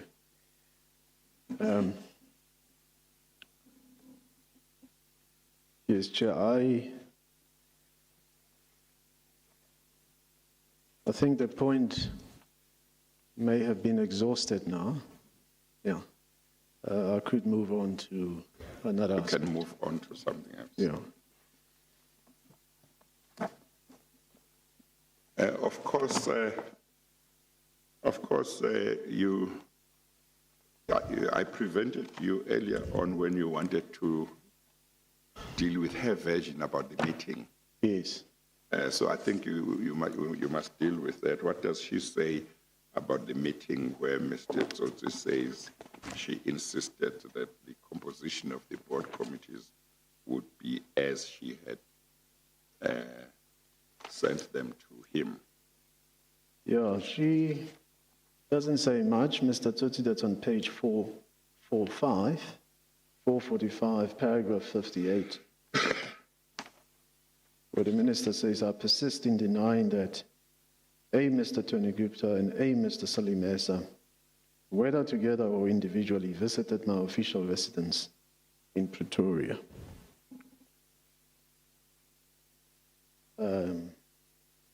Then she goes to explaining something else. But does she admit that a meeting took place and between herself and Mr. Tsotsi when she made this, she insisted, and she's only denying that Mr. Salim Essa and Mr. Tony Gupta were there, or what is the position? The meeting between her and Mr. Tsotsi is not specifically dealt with, Chair. She doesn't deal with it. No. That would be strange. No, she doesn't specifically deal with the meeting. I mean, it's equally strange that she denies seeing Mr. Tsotsi's list of the composition, that it wasn't given to her. Does she, which list does she deny seeing? She denies seeing what Mr. Tsotsi says is Salim S's. On the 16th of December. Yeah, whichever date it was. Yeah, the date is 16th December for the one that, for the composition that Mr. Tsotsi says was Salim Esa's composition. That's 16th December. Yes. And then Mr. Tsotsi's one is 26th January 2015. She also denies He denies both. that Mr. Tsotsi showed her his list, Sent her his list. which is paragraph 57. Oh, Yes, paragraph 57. yes. Says Mr. Tsotsi never specified at any stage the composition of this list. That's the one of Salim Essa. Nor did he ever indicate what his own drawn-up list looked like. So the minute, But at page 1214 of Eskom Bundle 7, yes, there is an email from her to Mr. Tsotsi on the 28th January 2015 at 8:21 in the morning.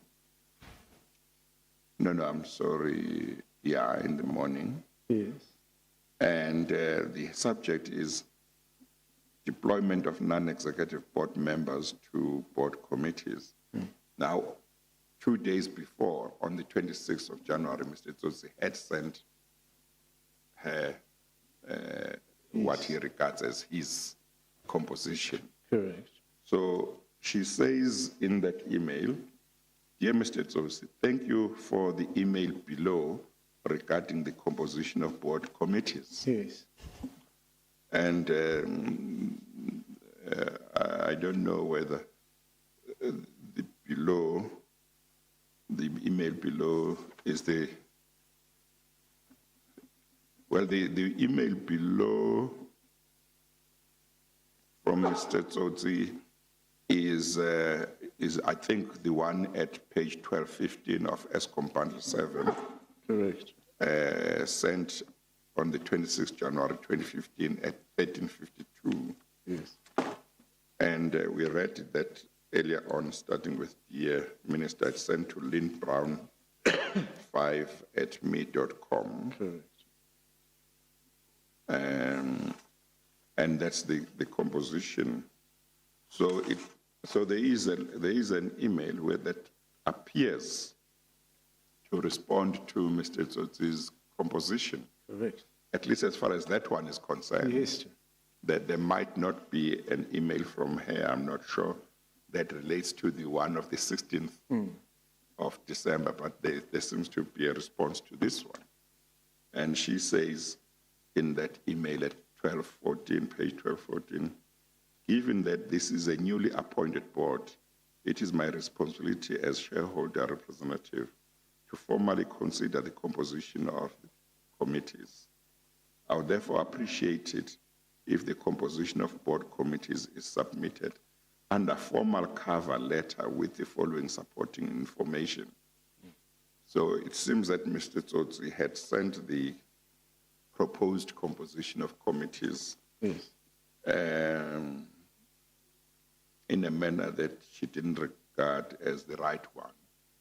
And she says it should be sent under a formal cover letter. And then she says it should be accompanied by a number of things that she said she sets out there. yes, Then she says, after setting out a list of 6 items that should be included, if it can be avoided, I would caution against the same membership for the audit and risk and the tender committee. And one can look at Mr. Tsotsi's composition of 26 January, whether one is able to see what concern she is referring to there. And then she says, however, I'm cognizant of the need to maximize the capacity of the board in assigning membership to committees. However, I cannot recall that approval was granted to collapse the audit and risk with the procurement, and would appreciate a briefing on the rationale for the committee, while noting that there is also a tender committee.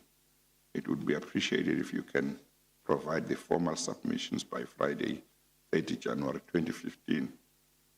Further, I'm yet to receive Eskom's 2015 board annual calendar, highlighting amongst other dates, the proposed AGM, stakeholder engagement plan and roadshow linked to the actual annual and interim results. I would appreciate if you could expedite within the same timeline as above.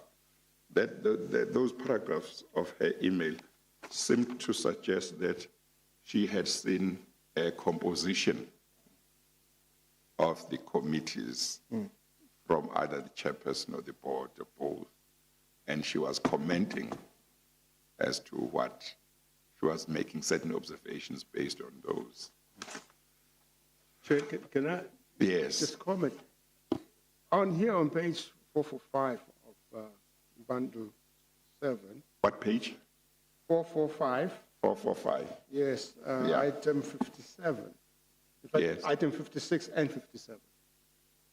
Item 56, where she talks about not having seen what was sent by Mr. Essa, or allegedly sent by Mr. Essa to me. Now, on 57, she goes on to say, so she never specified at any stage the composition of this list, nor did he ever indicate what his own drawn-up list looked like. Now, does this imply that she, in fact, is denying having received the email of the 16th of December? Because that is where she would have then seen what would purportedly have been, according to me, what Mr. S had sent me. So I don't know whether this item here refers, the fact that she's saying she has not at any stage received a composition of any list. Well, she says she has never seen a list that you allegedly may have received from Mr. Salim Essa. And then she says you never at any stage specified the composition of that list, which means she, by implication, denies having seen that list of composition of the 16th of December that you sent. That is the one you said it's a Salim Essa composition. She says she has never seen that. And then she goes on.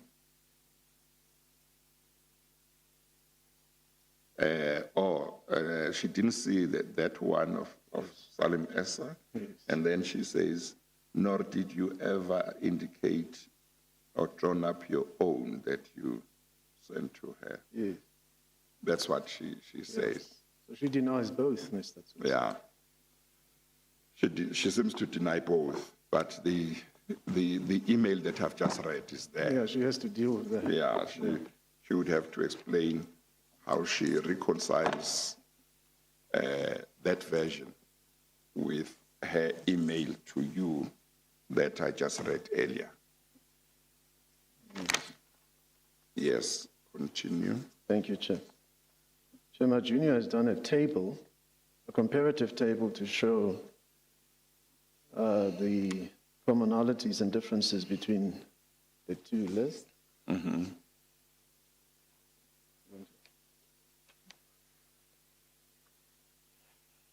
We need to give Mr. Tsotsi as well.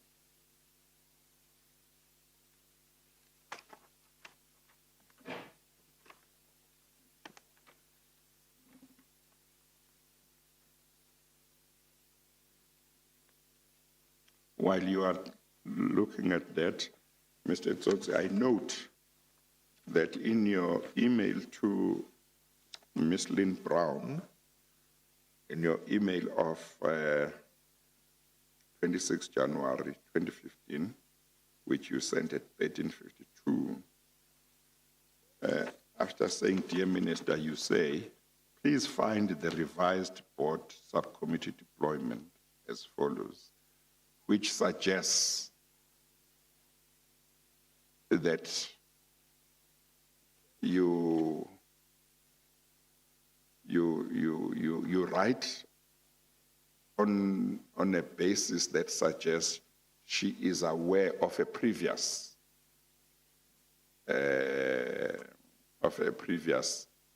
composition. That's why you say, please find the revised. Yes. Because if she was not aware of a previous one, there would be no need to say it's a revised Yes. one. Correct. On the face of it, it appears that you were saying you were writing her to her on the basis that she was aware of a previous composition, and now you are sending her a revised one. Yes.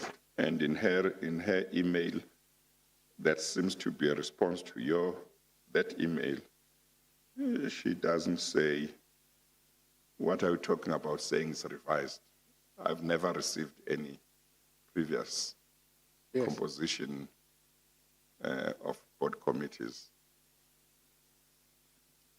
Okay, Mr. Selega? Yeah. You want to place on record what your junior has Yes. Has done the left-hand column.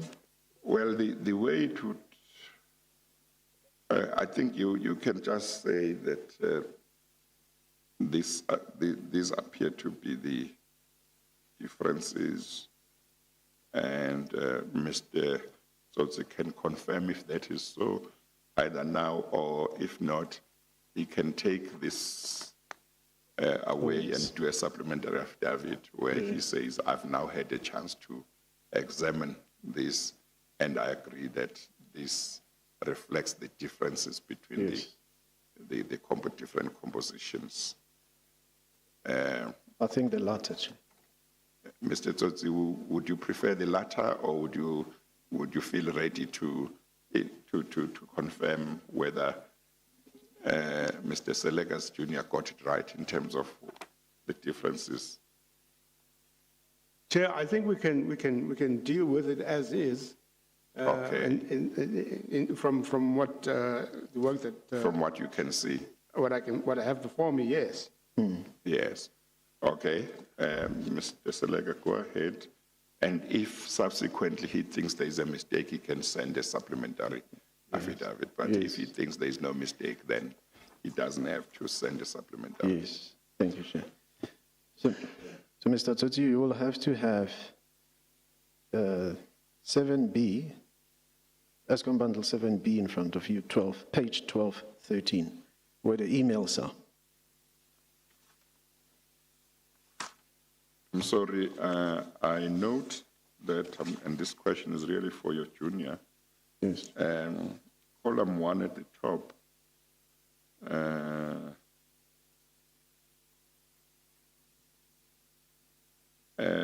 I thought, didn't the composition that had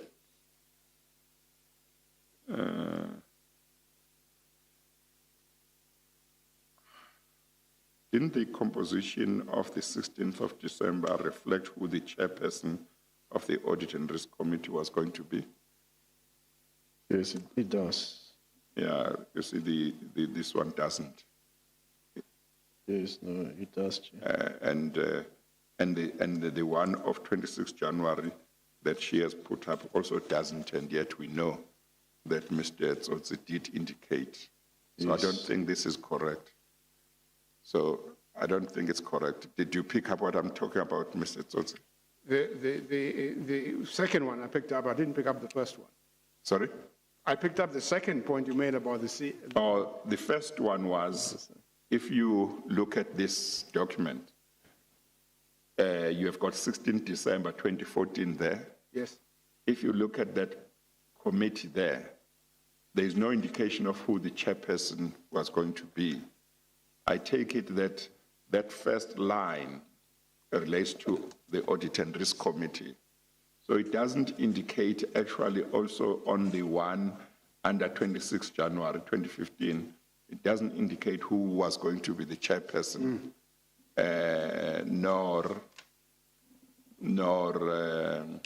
nor the one of the 6th of March, 2015.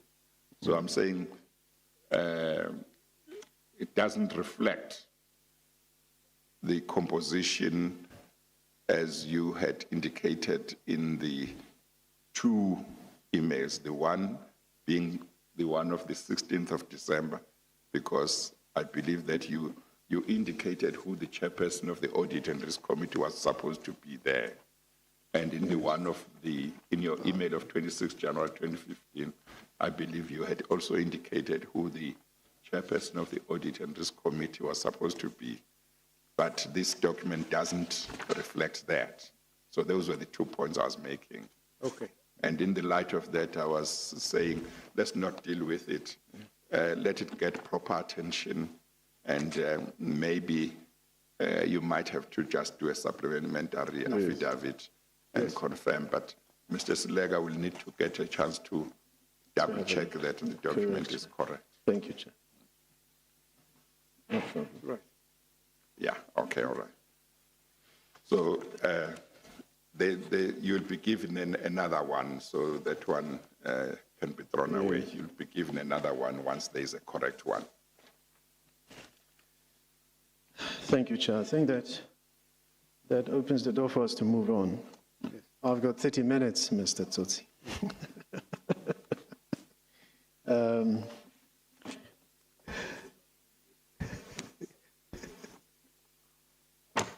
Okay. Because he might, like Mr. Popomlefe, start threatening us with invoices. He also did threaten us, Chair. He's lost appearance, he did. Yeah, you see, at least we have got to avoid any costs. Which we don't have, Chair. We don't have money. Yeah. Mr. Tsotsi, then there are matters arising from what board members are saying about you. And the first of those is that the averment of misdemeanors against the executives were in fact brought out by you. I mean, you came up with the allegations of misdemeanors against board members. Mr. Koko says the same, and he specifically refers to that 8 memoir which Mr. Nick Linnell had drafted for you, which incorporates an allegation against him relating to this Sumitomo matter. And by reference to that, he says, only Mr. Tsotsi could have told Nick Linnell about that Sumitomo matter. But we can take it step by step regarding the board members who are saying you were the one who came up with allegations of misdemeanors. They relied on you to make the decision for the suspension of the executives. Your comment or response to that? Thank you, Chair. I have made a submission in my most recent affidavit dealing with this matter.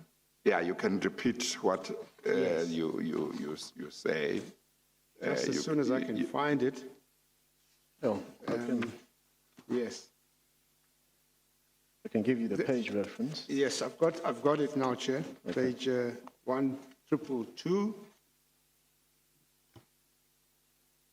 The matter in relation to the alleged misdemeanors arose at the Durban meeting. This matter was brought by Mr. Maswangani, and it is Maswangani who informed Mr. Linnell that there were these misdemeanors.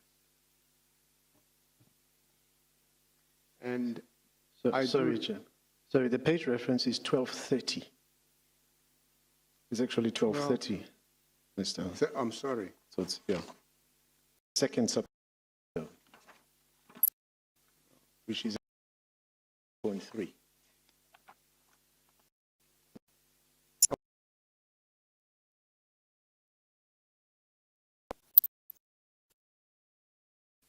Yes.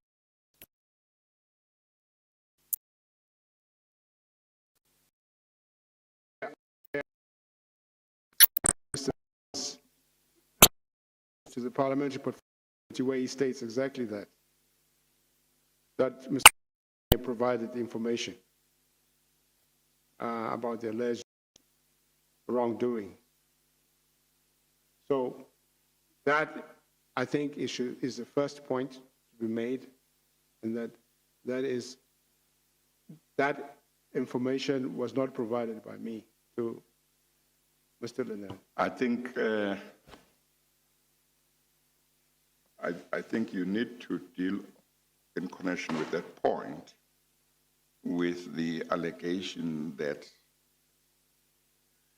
in effect, irrespective of where you may have got the information about those allegations from, at the meeting of the 11th, you spoke, you raised the issue of alleged misdemeanors by certain people, including Mr. Koko, and I think it has been said also about the other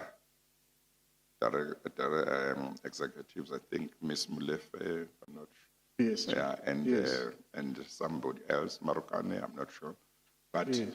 part of the point that was made by Mr. Koko and I think a few other board members was that at the meeting of the 11th, you raised the issue of alleged misconduct or misdemeanors by these executives. And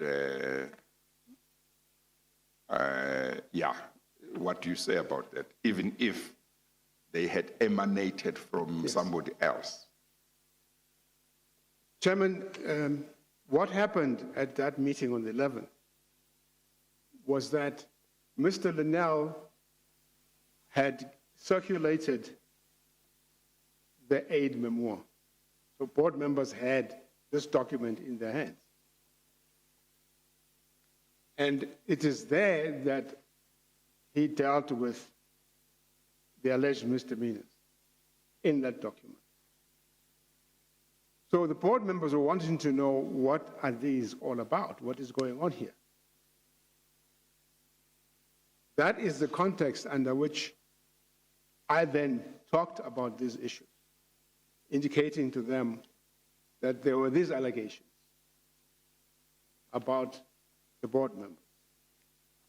So that's how the discussion about the executives, I'm sorry. Mm-hmm. The executives who were to be suspended. Mm-hmm. So that is how the discussion itself arose. So is the position that you are saying, yes, at the meeting of the 11th of March, you did speak on the alleged misdemeanors by some of the executives or the executives? Yes. But you are saying you did so when members of the board wanted to know what this was all about, based on a document that they had, which had been prepared by Mr. Linnell. Yes. That's what you're saying? That's what I'm saying. Mr. Selega will tell me if my recollection is correct. I seem to recall that either Mr. Koko alone or Mr. Koko plus some or other member of the board gave the impression that you were speaking very passionately on these alleged misdemeanors with a view to saying these executives must be suspended because of these allegations. Is my recollection correct? Yes, sir. That would have been Ms. Vanita Klein and Ms. Viroshni Naidu Yes. who emphasized the point. Yes. What do you say about that? In other words, saying you were very keen on the suspension of the executives. There is an issue about whether you were also keen on the issue of the suspension of the financial director. There are some minutes or transcripts that suggest that you may not have been keen on the suspension of the financial director, I think. But they say that, or some of the witnesses said you spoke kind of passionately about the need to suspend the executives because of the alleged misdemeanors. Chairman, I see, and I've read that evidence from some of the board members who were at that meeting. I don't know what their interpretation of my being passionate about the suspension of executives is about, but I was trying to point out the reason why there was a discussion in this document by Mr. Linnell of misdemeanors. And at the end of the discussion, about 20, 25 minutes into the discussion,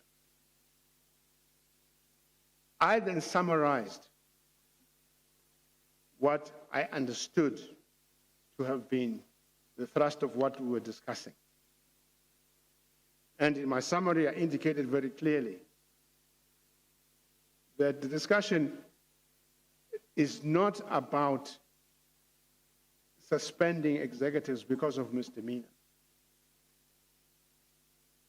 We talked about the inquiry and the need for the inquiry. We talked about what the way forward ought to be in relation to the inquiry, and that the individuals whose portfolios were impacted by the inquiry, having named them, were in fact not associated, their suspensions would not be associated with any wrongdoing on their part. And this is a clearly, if I can, I don't know if I can just read the extract. Yeah, you can read it. That speaks of this. I'm saying here, the meeting began with board members seeking clarity about the Just tell us what you are reading from. I'm sorry. This is from the... Is it minutes or is it an affidavit? It's an affidavit. It's my affidavit. Your page affidavit. 1231, Chair. Okay, all right. Yes. I'm making the point by saying that this meeting began with board members seeking clarity about the authenticity of the misdemeanor allegations. The discussion soon moved away from ascribing wrongdoing as part of this exercise, because I pointed out that the understanding at the Durban meeting was that the executives are not being suspended for any wrongdoing. Instead, Nick Linnell had organized his approach to dealing with the matter on the basis of how he had set out the aid memoir. I think that what needs to be understood, Chairman, is that Nick had prepared, he's the only person who had enough time and background to have spent time looking at how to approach this whole issue of suspension. None of us had that opportunity.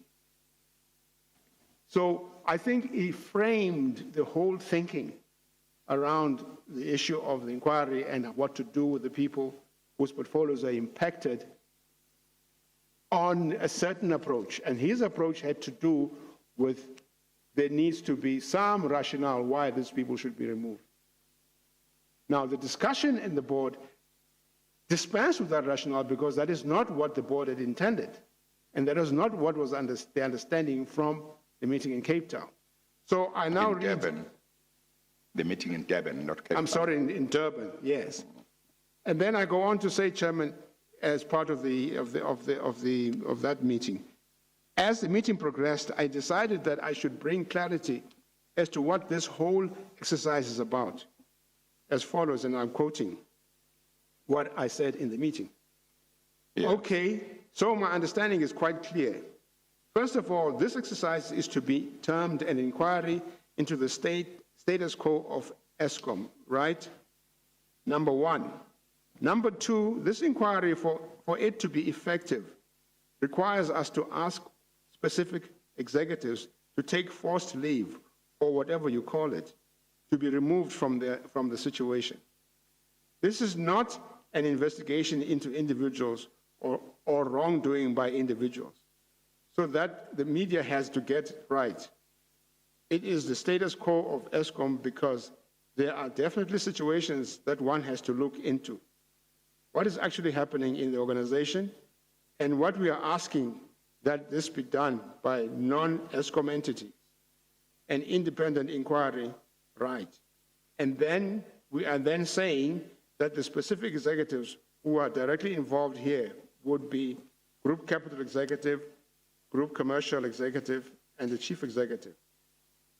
Then it goes on to say, well, we said the FD, his situation is different.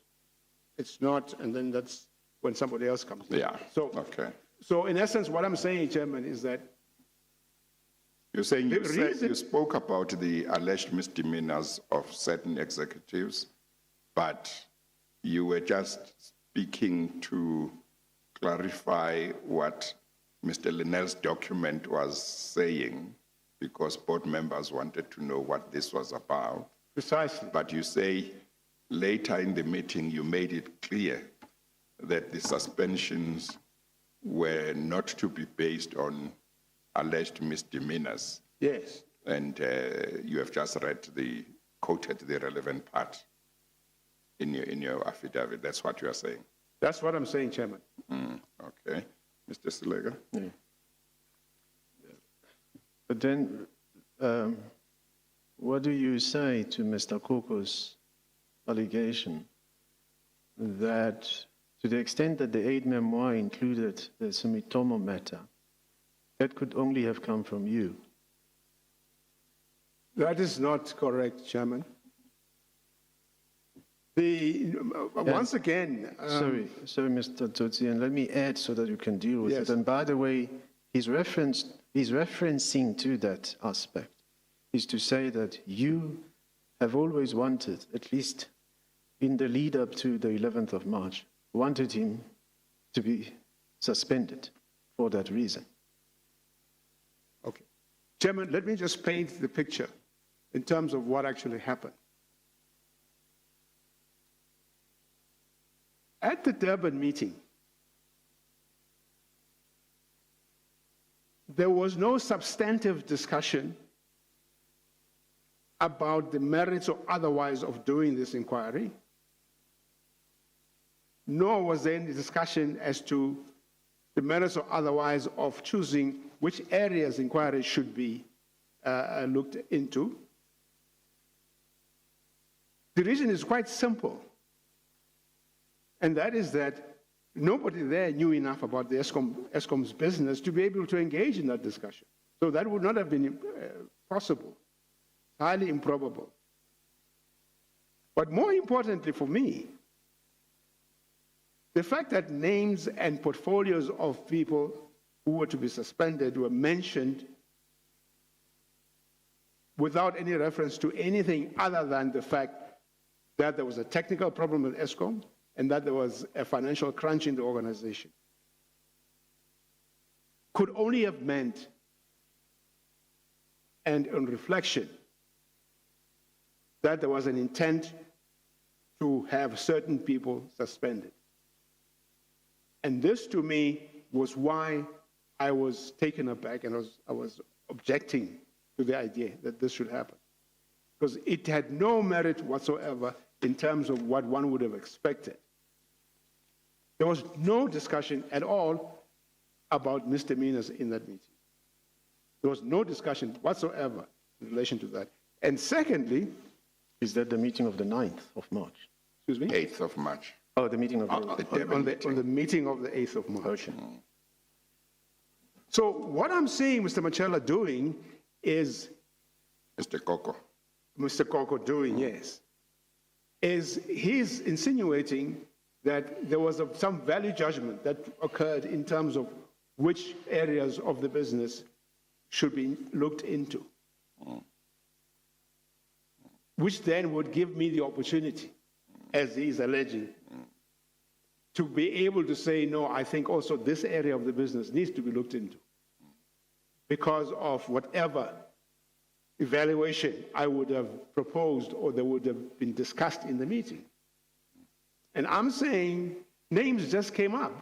Ms. Mieni simply stated the names of the people who she said needed to be suspended. And that was Did she mention the names, that is Ms. Mieni, or the portfolios?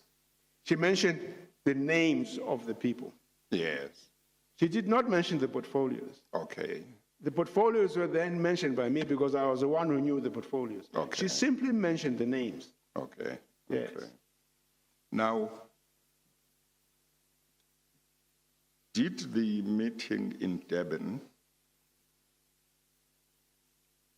say that the suspensions would not be based on allegations of misconduct? Or did it say they would be based on allegations of misconduct? Or did it say nothing about the basis for the suspensions, the proposed suspensions? No, the meeting in Durban was clear. Ms. Mieni was very clear to say, we are not saying that these people have done wrong. So what was the context within which Mr. Masongani at the Durban meeting started mentioning allegations of misconduct against some of the executives?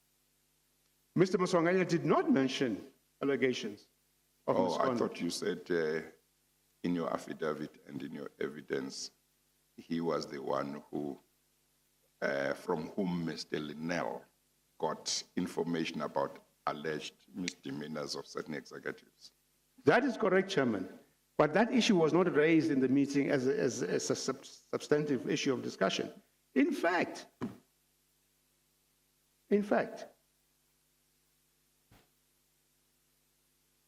I did not know that Mr.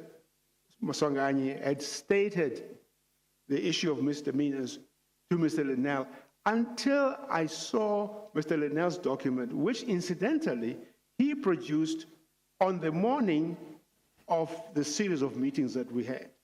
To the extent that I really did not have time to really peruse that document. And lo and behold, there were the issues of misdemeanors. If I had my way, I would have told him to excise those issues out of the document because they have nothing to do with what we were there about. I would not have, if I had the opportunity, I would have prevented him from, I would have told him to take those out of his document. So are you saying that at the Durban meeting, Mr. Masongai did not raise the allegations of misconduct against certain executives? No, Chairman, he did not raise any allegations of misconduct. So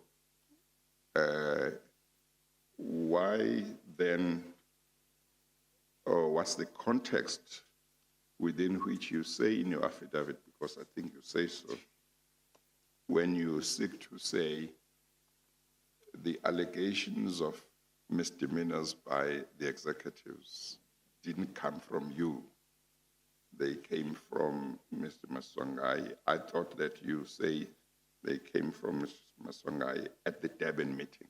No, Chairman. You don't say that in your affidavit. Okay, if I may, Chair, let me just clarify what I meant. Yes. What I meant was there was no discussion whatsoever at the Durban meeting about misdemeanors of the executive.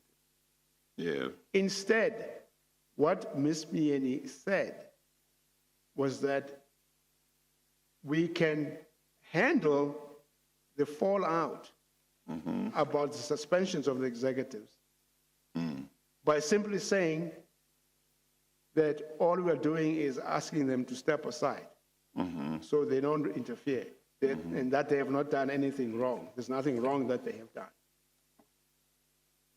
I don't know exactly how I put it in my affidavit, but there is something to that effect.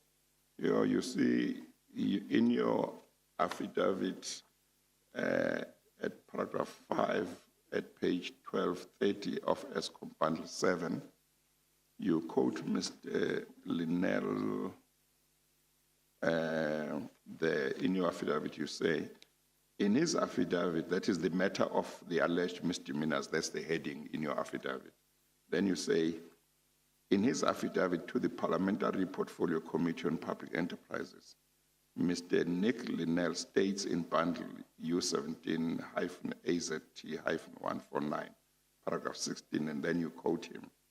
Though Ms. Myene's son took no part in the meeting, Jabu, and in brackets Maswanganye, close brackets, provided information about the state of Eskom, including allegations of wrongdoing and reasons for business failure, some of which was in the public domain. Now, there he is talking about, it seems to me, what happened at the meeting on the 8th. Because he says, though Ms. Myene's son took no part in the meeting, I think he's talking about the meeting of the 8th of March. Jabu Maswanganye provided information about the state of Eskom, including allegations of wrongdoing. So you quoted Mr. Linnell in your affidavit. Correct. Which seemed to say, this is how the allegations of misconduct surfaced. Correct, Chairman. Yes. And the way they surfaced was Jabu giving documents to Nick Linnell, which I was not aware of. I did not know that Jabu actually had documents which have anything to do with this reasons for business failure at Eskom. I didn't know that. Nor did I know that he had documents which stated that there were allegations of wrongdoing. Are you saying that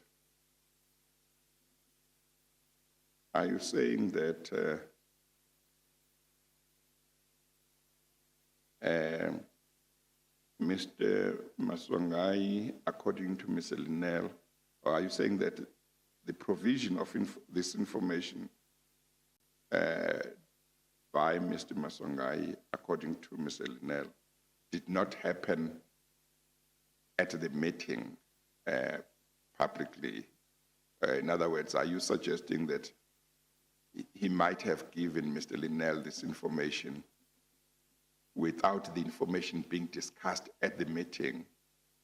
That's what I'm suggesting. Or maybe that after the meeting or between breaks, he might have given him the information. In other words, are you saying as part of the meeting, no such information was discussed? If Mr. Linnell got information about allegations of misdemeanors on the part of the executives from Mr. Maswangani, the two must have exchanged that information between themselves without involving the whole meeting. That is exactly what I'm saying, Chairman. Okay.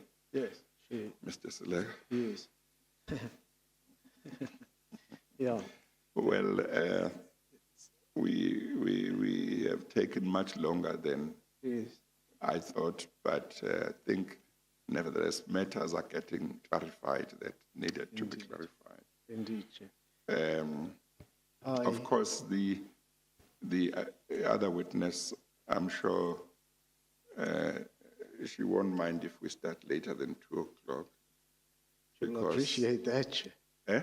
She will very much appreciate that. Yes. Because so we can start later with her. Yes. Maybe at 3. What we need to do is whether we continue maybe until we finish with Mr.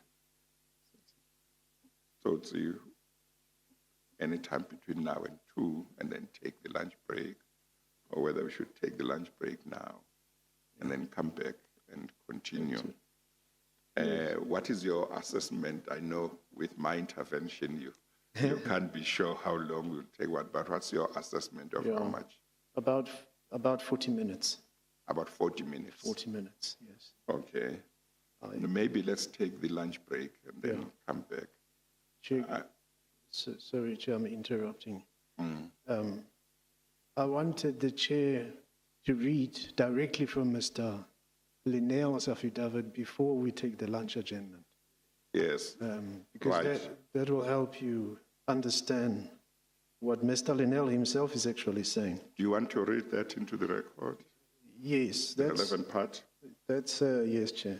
But it's bundle 7A. Eskom bundle 7A, page 154. Page 154. P154. Yeah.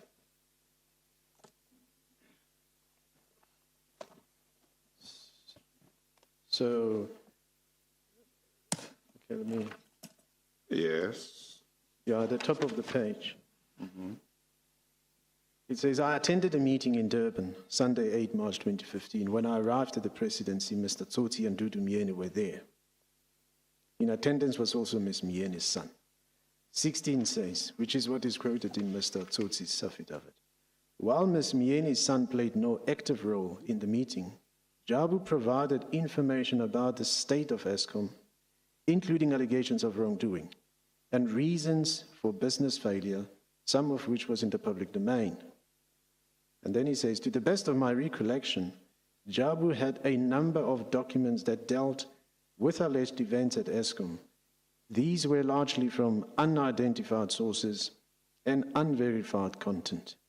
These were things that an investigation would identify and were background in context. But in part, some of the allegations did provide some value in scoping an approach to the investigation. I don't know whether that elucidates the point Mr. Tsotsi is trying to make here.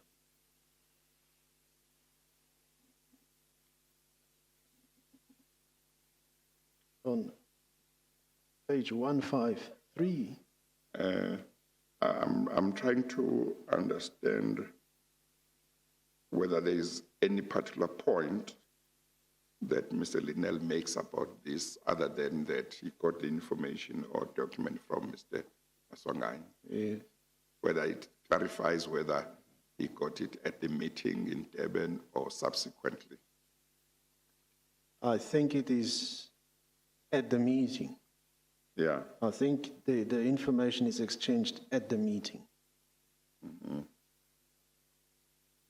Yes. While Ms. Myeni's son played no active role in the meeting, Jabu provided information about. Yes. Yeah. In any event,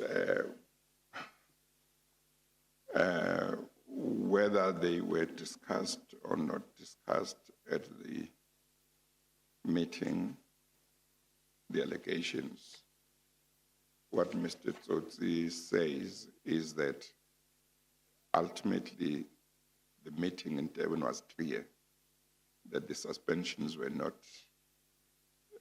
really to be based on any allegations of misconduct. Or did I misunderstand that? Yes, Chairman, that's correct. That is quite correct. Yeah.